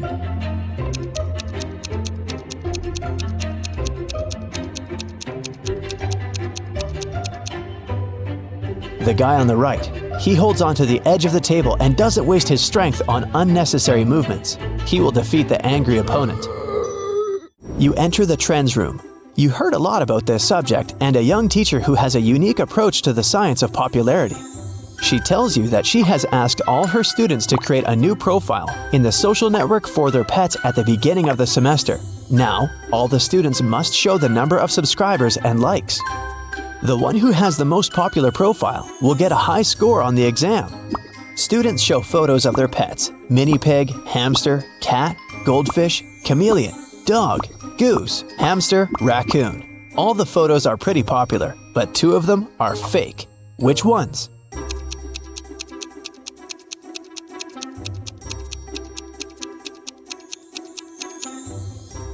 The hamsters. 2 students have identical photos. They must have found those online. You're observing a pseudo-philosophy exam. The teacher gives blank sheets of paper to all students. Then he says, "There's a lot of supposedly philosophical phrases on the internet that seem too pretentious, obvious, and stupid. People love to attribute quotes to famous persons that they never said. So there's a person who can say anything that can be true or false. They can say both good and bad things, and no one in the world can prove that this person didn't say that. The authorship of this person is unquestionable. Who is this person?" After 5 minutes, the students give back their papers. They all have names of famous athletes, scientists, billionaires, and entrepreneurs on them. No one has passed the exam except for one girl. She wrote just one word. Which one?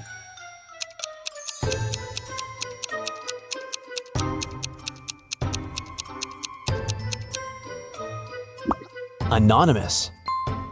You walk around the school and hear someone screaming. Several students are running away from the biology classroom. They say a poisonous snake has escaped from the terrarium, and now it's crawling in the room. It's too dangerous to have lessons here. You call the rescuers, but to catch the snake, you need to find it. Look around carefully and find the reptile.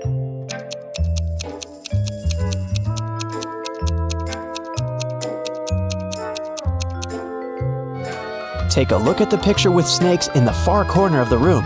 One of these snakes is real, as its tail goes beyond the painting. Your next problem is in the parking lot. The professor of magic tells you that someone has punctured a tire on her car. Apparently, one of the students took revenge on the teacher for a bad grade on the exam. Fortunately, there's an extra tire in the trunk. But here's the problem. You don't have 4 bolts to attach it. How can you help the teacher?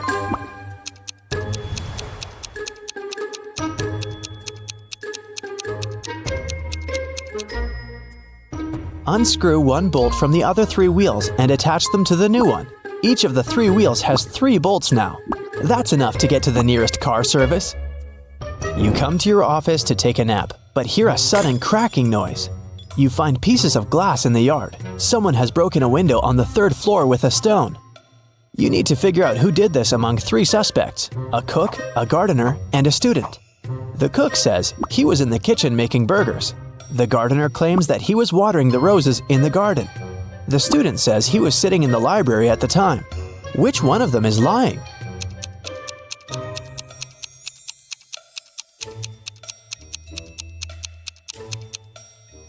The gardener. One of the students has cut those roses, remember? So the gardener didn't have any roses to water. Finally, the day is coming to an end. All students have passed their exams and are going home. You walk through a long corridor and hear a knock.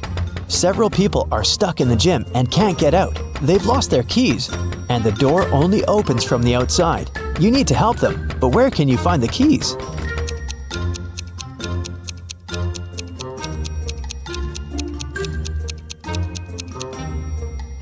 You have the drawer in your office with the keys to all the school doors, remember? You unlock the gym. Then, you finally sit in your office and watch YouTube. You have solved all the problems. You deserve a good rest now.